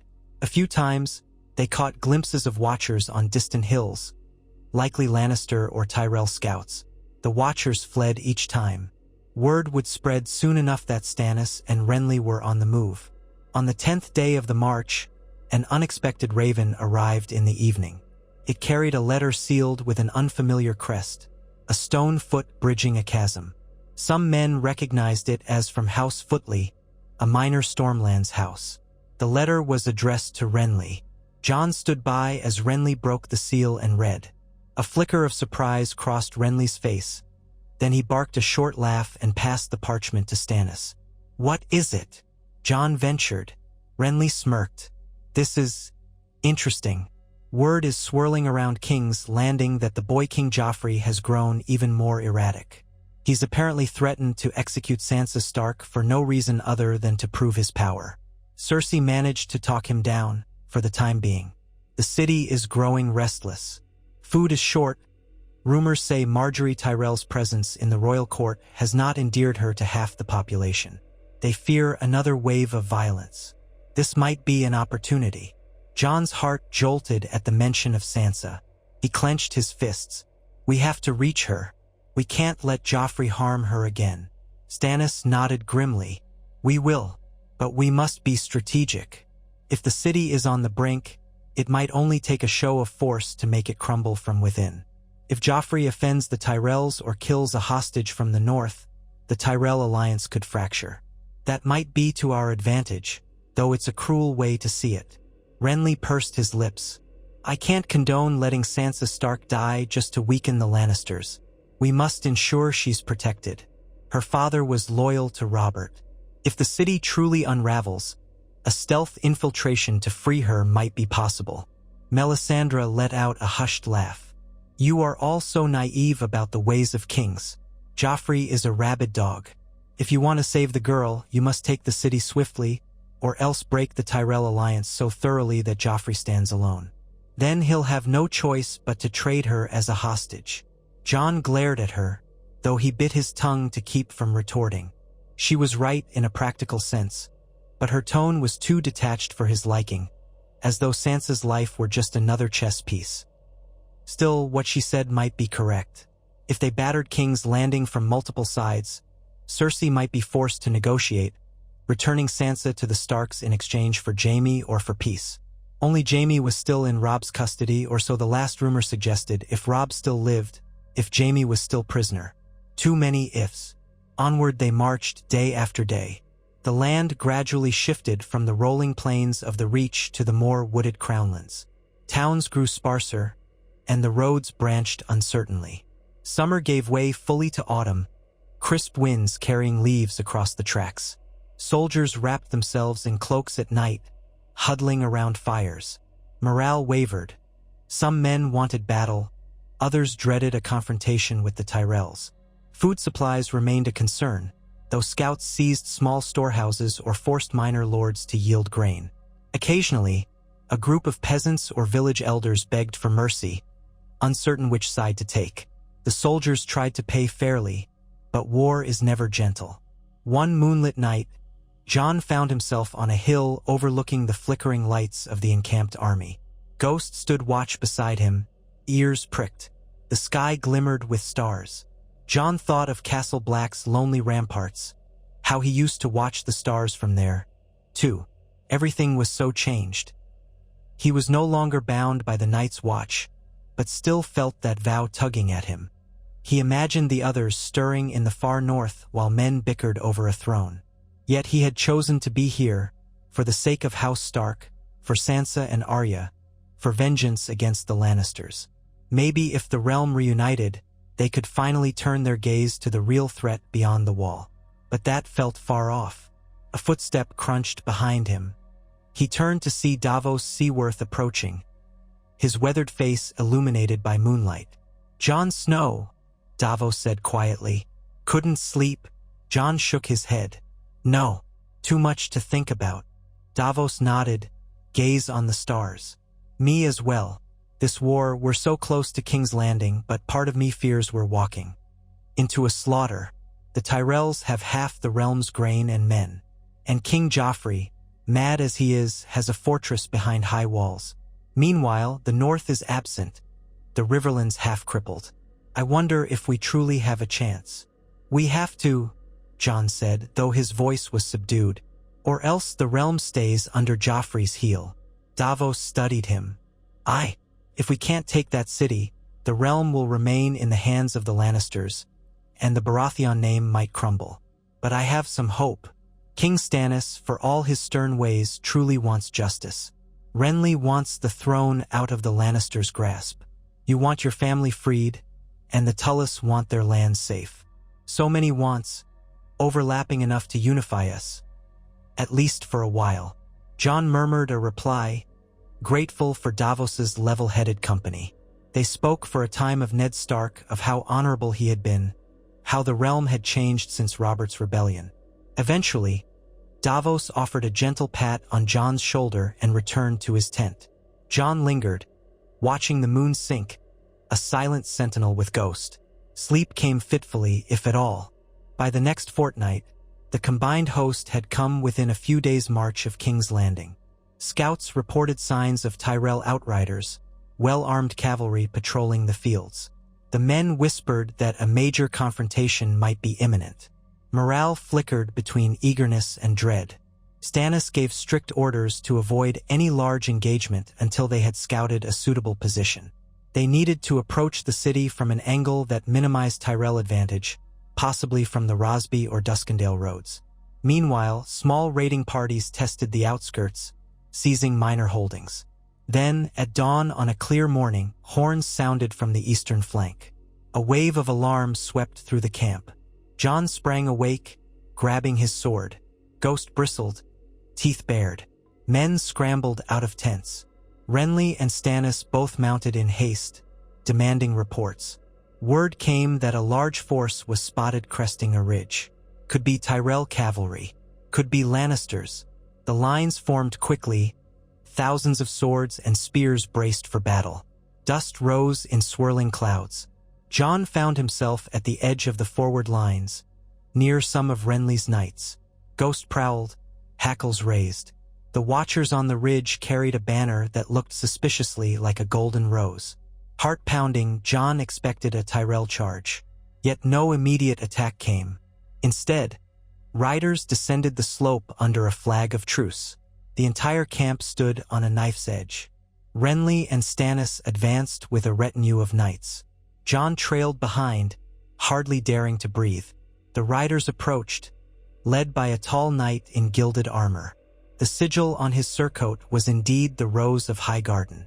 The knight stopped at arrow's range, lifted his visor, revealing a young, handsome face with curly brown hair. He called out, "I am Ser Loras Tyrell of the Kingsguard sworn to King Joffrey. I come with a message for Renly Baratheon." Renly's mouth parted, shock warring with old affection. "Loras," he muttered. Then more strongly, "I am Renly. If you still recognize me as your friend, speak." A hush fell. Every soldier on both sides tensed, hands gripping weapons. Loras's eyes flickered with conflicting emotions. He looked at Renly as though seeing a ghost. "They said you were dead," he said quietly, voice carrying across the space. "Killed by black magic in your own tent." Marjorie wept for days. Renly's voice wavered. "I nearly died, but I live. You stand with Joffrey now?" Loras hesitated, glancing behind him. A few Tyrell knights hovered at his back, anxious. "I stand with House Tyrell. My father and Mace Tyrell joined King Joffrey after your disappearance. Marjorie is betrothed to the Boy King, or was, but the city is in chaos. Joffrey is a monster, and my father fears Tywin Lannister's wrath if we break away again. Yet we never dreamed you might still be alive. If you are truly Renly." Renly opened his helm, showing his scar. "See for yourself, Loras. The blow that should have killed me left this. I survived thanks to loyal men who bore me away in the night. I live, and I claim the Tyrell alliance was for me, not for Joffrey. Come back to me, Loras. Let House Tyrell stand with the Baratheons who are true, not that incest spawn in the Red Keep." Loras swallowed, tears brimming in his eyes, but duty warred with yearning on his face. "Renly, I cannot simply switch sides. My father gave his word to the Lannisters. We stand at the city now, thousands strong. If I break with Joffrey, Tywin will brand us traitors once more. We risk everything. Stannis spoke then, his tone harsh. Then risk it. Joffrey is no true king.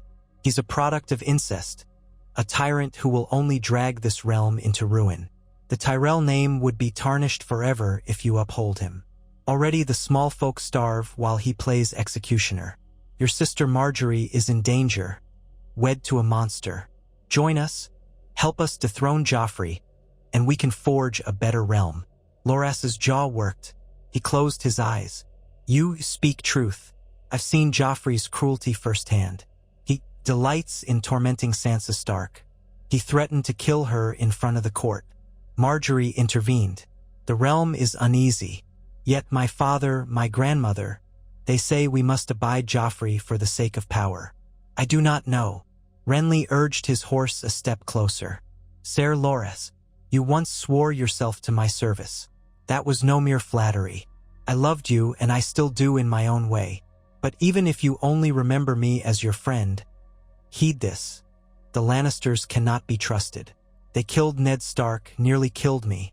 They will cast you aside once they have no more need. Choose the side of justice. A tear slipped down Loras's cheek.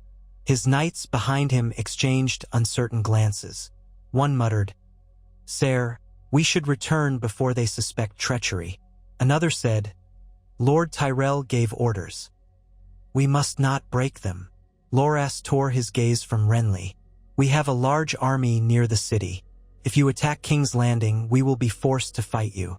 Unless I can persuade my father otherwise or slip away.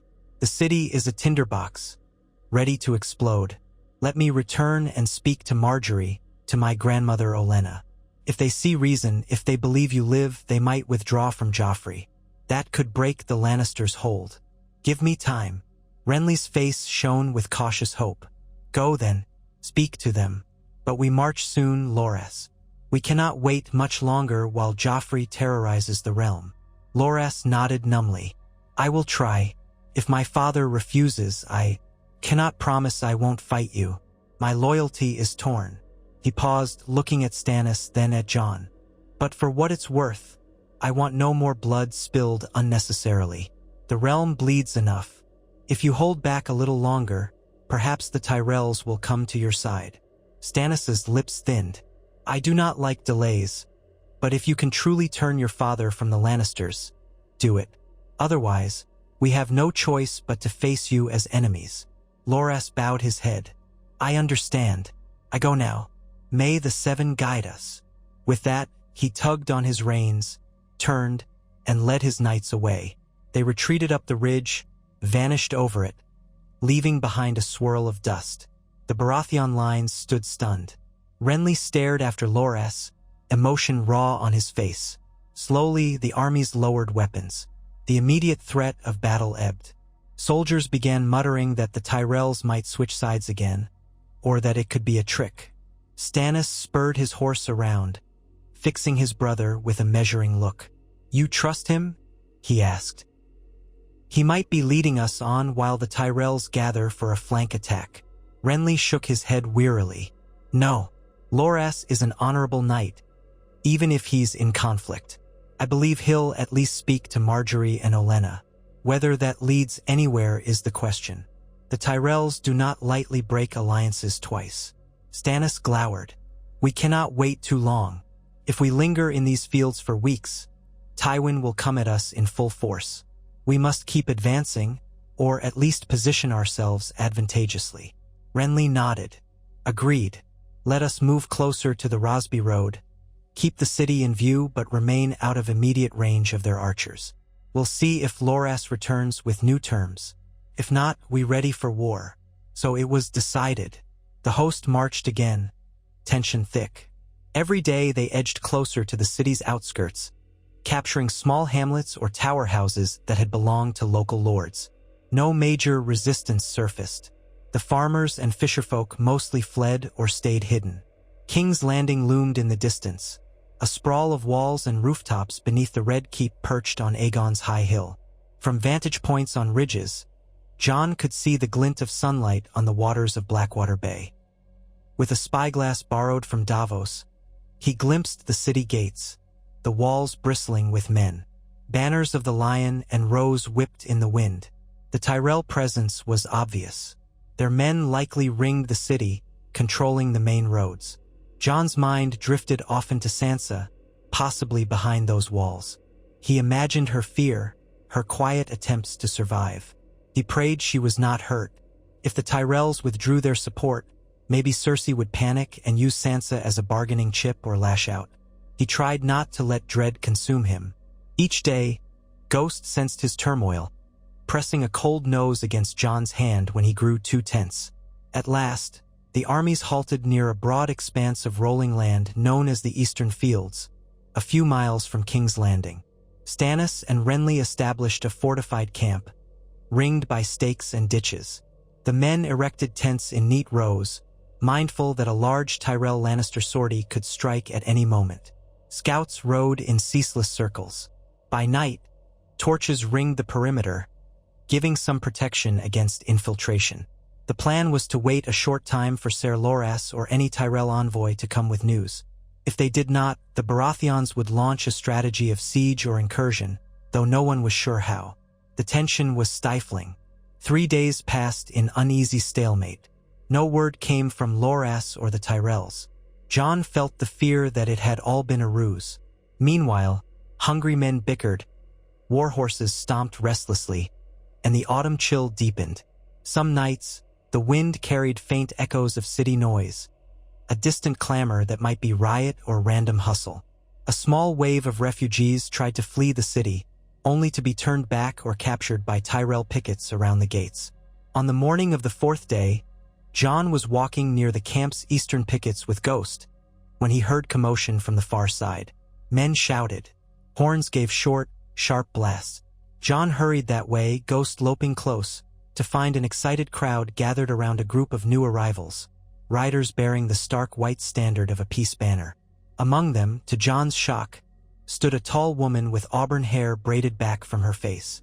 She wore a traveling cloak of gray, edged in pale fur, and behind her, smaller and frantic, was another figure with a cloth-wrapped bundle. Jon's heart hammered. They were clearly of the north. One was Catelyn Stark. The other, Mother? Came a voice from behind the crowd. It was Renly, parting the throng with an incredulous look. Lady Catelyn? The riders dismounted, and indeed it was Catelyn Stark, face etched with exhaustion but eyes resolute. She turned to the younger figure and took the cloth bundle, cradling it. Only then did Jon see the small shape of a child. No, not a child, a young woman half collapsed from weariness. He recognized her features despite how gaunt she looked. Sansa, he breathed, feeling his throat tighten. Sansa Stark, alive here in the camp. The edges of his vision blurred with emotion. Ghost gave a low whine. Men stepped aside, confused. Stannis approached, brow furrowed. Lady Stark? And, is that the girl Joffrey held captive? Catelyn nodded. Yes, we fled the city with help from an unlikely source. I've come to speak with the leaders of this alliance on my son Robb's behalf. Jon pushed forward, hardly believing it.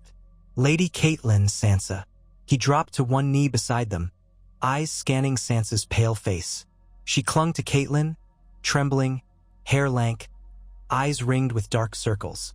Gods, are you, how? Sansa recognized him slowly, tears welling. Jon, never thought I'd see you again. They told me father was... She choked up. Jon set a gentle hand on her shoulder, wanting to comfort her yet unsure how. Catelyn's jaw was tight. We have no time for long reunions in the open, Jon. Get us inside, somewhere private. Sansa needs rest, and I must speak with all of you about Robb, about why he hasn't appeared, and about King Joffrey's intentions. Jon's heart pounded.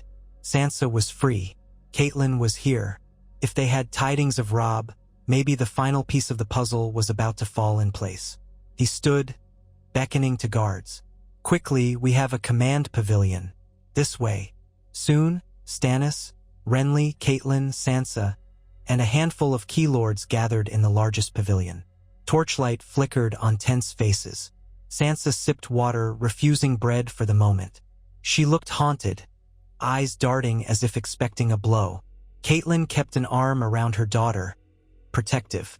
Jon knelt on one knee at Sansa's side, while Ghost lay behind him, muzzle on paws. Renly spoke first, voice hushed. "Lady Caitlin, you have my condolences for Ned's death. I never had the chance to say so properly. His murder was unconscionable." Caitlin acknowledged him with a nod, but no warmth. "Thank you, Your Grace. We all lost much that day." Now, regarding how Sansa escaped. It was arranged by a few Tyrell knights who realized Joffrey intended to do her harm. They smuggled her out in a small group disguised as laundry workers, then gave me word at an inn near Rosby, for I was searching for her. We slipped through the lines around the city, taking great risk, losing 2 of our party. But the gods were merciful. Stannis listened intently. But what of Robb Stark? We had expected him to free Sansa or attempt to ransom her. Yet he vanished. "Did you meet him?" Caitlyn's face clouded. "Robb came near King's Landing with a small band, months ago, hoping to arrange a direct exchange of Jaime Lannister for Sansa. But the Lannisters tricked him. They claimed Sansa had been moved to Casterly Rock, then delayed negotiations endlessly. Robb lingered in the Riverlands, searching for ways to force Joffrey's hand. Finally, word reached him that Sansa might be in the city after all. He tried an infiltration plan, but it went awry. He was wounded and captured by a group of Sellswords loyal to Littlefinger. Or so I was told in hushed rumor. That rat Peter Baelish has been dancing around Joffrey's court, sowing chaos." Jon felt his stomach drop. "Captured?" Caitlyn's voice grew unsteady. "Yes, and I fear he was sold to Walder Frey. The rumor is that Frey demanded a high ransom or a political concession. Joffrey or Baelish saw it as a convenient way to rid themselves of Robb without openly killing him. They turned him over to the Freys. I don't know if Robb is alive or dead, but that's the last I heard." A stunned silence fell over the pavilion. Jon's mind reeled. Robb, a prisoner of Walder Frey? That meant the twins, perhaps, or some Frey stronghold. The man was infamous for betrayals and grudges. If he held Robb, the situation was dire. Stannis's jaw clenched. So the king in the north is in the hands of Walder Frey. That complicates matters. If we want the North's full help, we must free him. Renly exhaled, remembering his own experiences with Walder. The man is slippery, but we can't march the entire army there. The twins are far from here, and the Lannisters remain in King's Landing. If we turn north to rescue Robb, we might lose our chance at the city. Meanwhile, the Lannisters could sweep south with Tywin at their head. Caitlin, eyes brimming, said, "Yet we cannot abandon Robb. He is your ally, your fellow king at one point, and my son. If Walder Frey kills him or forces him into some vile arrangement, the North will never stand with you. You'll lose thousands of swords, and the realm will remain divided." Stannis shot Renly a hard look. "She's right. We need the North swords, and it's the honorable thing. Ned Stark was not forsaken by Robert in the last rebellion. Robert marched to free him if needed." Renly pinched the bridge of his nose. "We could dispatch a smaller force north, swiftly, to attempt a rescue or a negotiation with Walder. But is that feasible? The roads are long and winter creeps in. Meanwhile, we remain here, facing the Tyrell Lannister threat. The risk is huge." Jon spoke up, voice tight with resolve. "I'll go if you'll allow it. Ghost and I can lead a small group north, slip past Lannister territories. We'll cross the Trident, approach the twins, see if we can free Robb. We did it once before to cross the rivers unnoticed. But I might need more men for the Freys. They won't hand Robb over easily." Caitlin looked at him gratefully. "Yes, we can gather some loyal men from the Riverlands, perhaps. Edmure Tully could help if we coordinate. The Freys are cunning, but they might yield if we apply the right combination of threat and promises." Stannis and Renly exchanged glances. The notion of dividing the alliance again clearly worried them. But if they refused, they risked losing northern support forever. At length, Stannis nodded curtly. "Very well. We cannot fling a large army north, but we can spare a few hundred knights and foot if you wish to lead them, Snow." That should be enough to either negotiate or force Walder's hand, especially if Tully joins from Riverrun. Use cunning. We do not have the time for a protracted siege of the twins. Renly added, yes, and if you can free Robb, bring him or at least word that he's safe. Then the North can rise properly, or at least send partial forces to us. Meanwhile, we'll hold position here, hoping Ser Loras returns with good news from the Tyrell side. If he does not, we'll prepare to strike King's Landing. The war cannot wait forever. Caitlin gave a shaky nod. That's all I can ask. We must try. Sansa stirred, voice barely above a whisper. Jon, can I come with you? I can't stay here in a war camp. I want to see Rickon and Bran, or at least be closer to home. Jon gently squeezed her hand. Better you remain here or go to a safer place behind the lines. Traveling to the twins is risky. You've been through too much already. Caitlin agreed. Sansa, rest in the rear guard, or remain in this camp under Renly's protection. We will keep you safe. I must go with Jon, though. Robb is my son. I will do whatever it takes to see him freed. Tears slipped down Sansa's cheeks, but she acquiesced. Yes, mother. She glanced at Jon. Just free Robb. Bring him home. Jon nodded, heart heavy. He clasped her shoulder. Then, turning to Stannis and Renly, he bowed. I'll gather what men I can. Lady Caitlin and I will ride north at first light. So it was decided. Another desperate gamble in a war full of gambles. That night, while the camp reeled from the news about Robb's captivity, Jon made ready. He accepted 200 men from Stannis, mostly seasoned Crownlanders who had no deep ties to the Stormlands.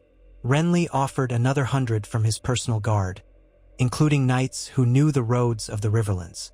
Edmure Tully would be alerted by Raven to muster near the twins. They hoped that a combined approach from both directions might corner Walder Frey into submission. If the old man refused, they would take Robb by force, though the crossing was notoriously difficult to assault. Sansa parted from Jon tearfully. She would remain in a protected corner of the camp, watched by knights loyal to Caitlin. Stannis and Renly both pledged she would not be harmed. Jon prayed it was true. He still recalled the massacre that could happen if the war turned. But each day that passed with Robb in Frey hands was another chance for tragedy. At dawn, Jon and Caitlin led their 300 riders out of the camp.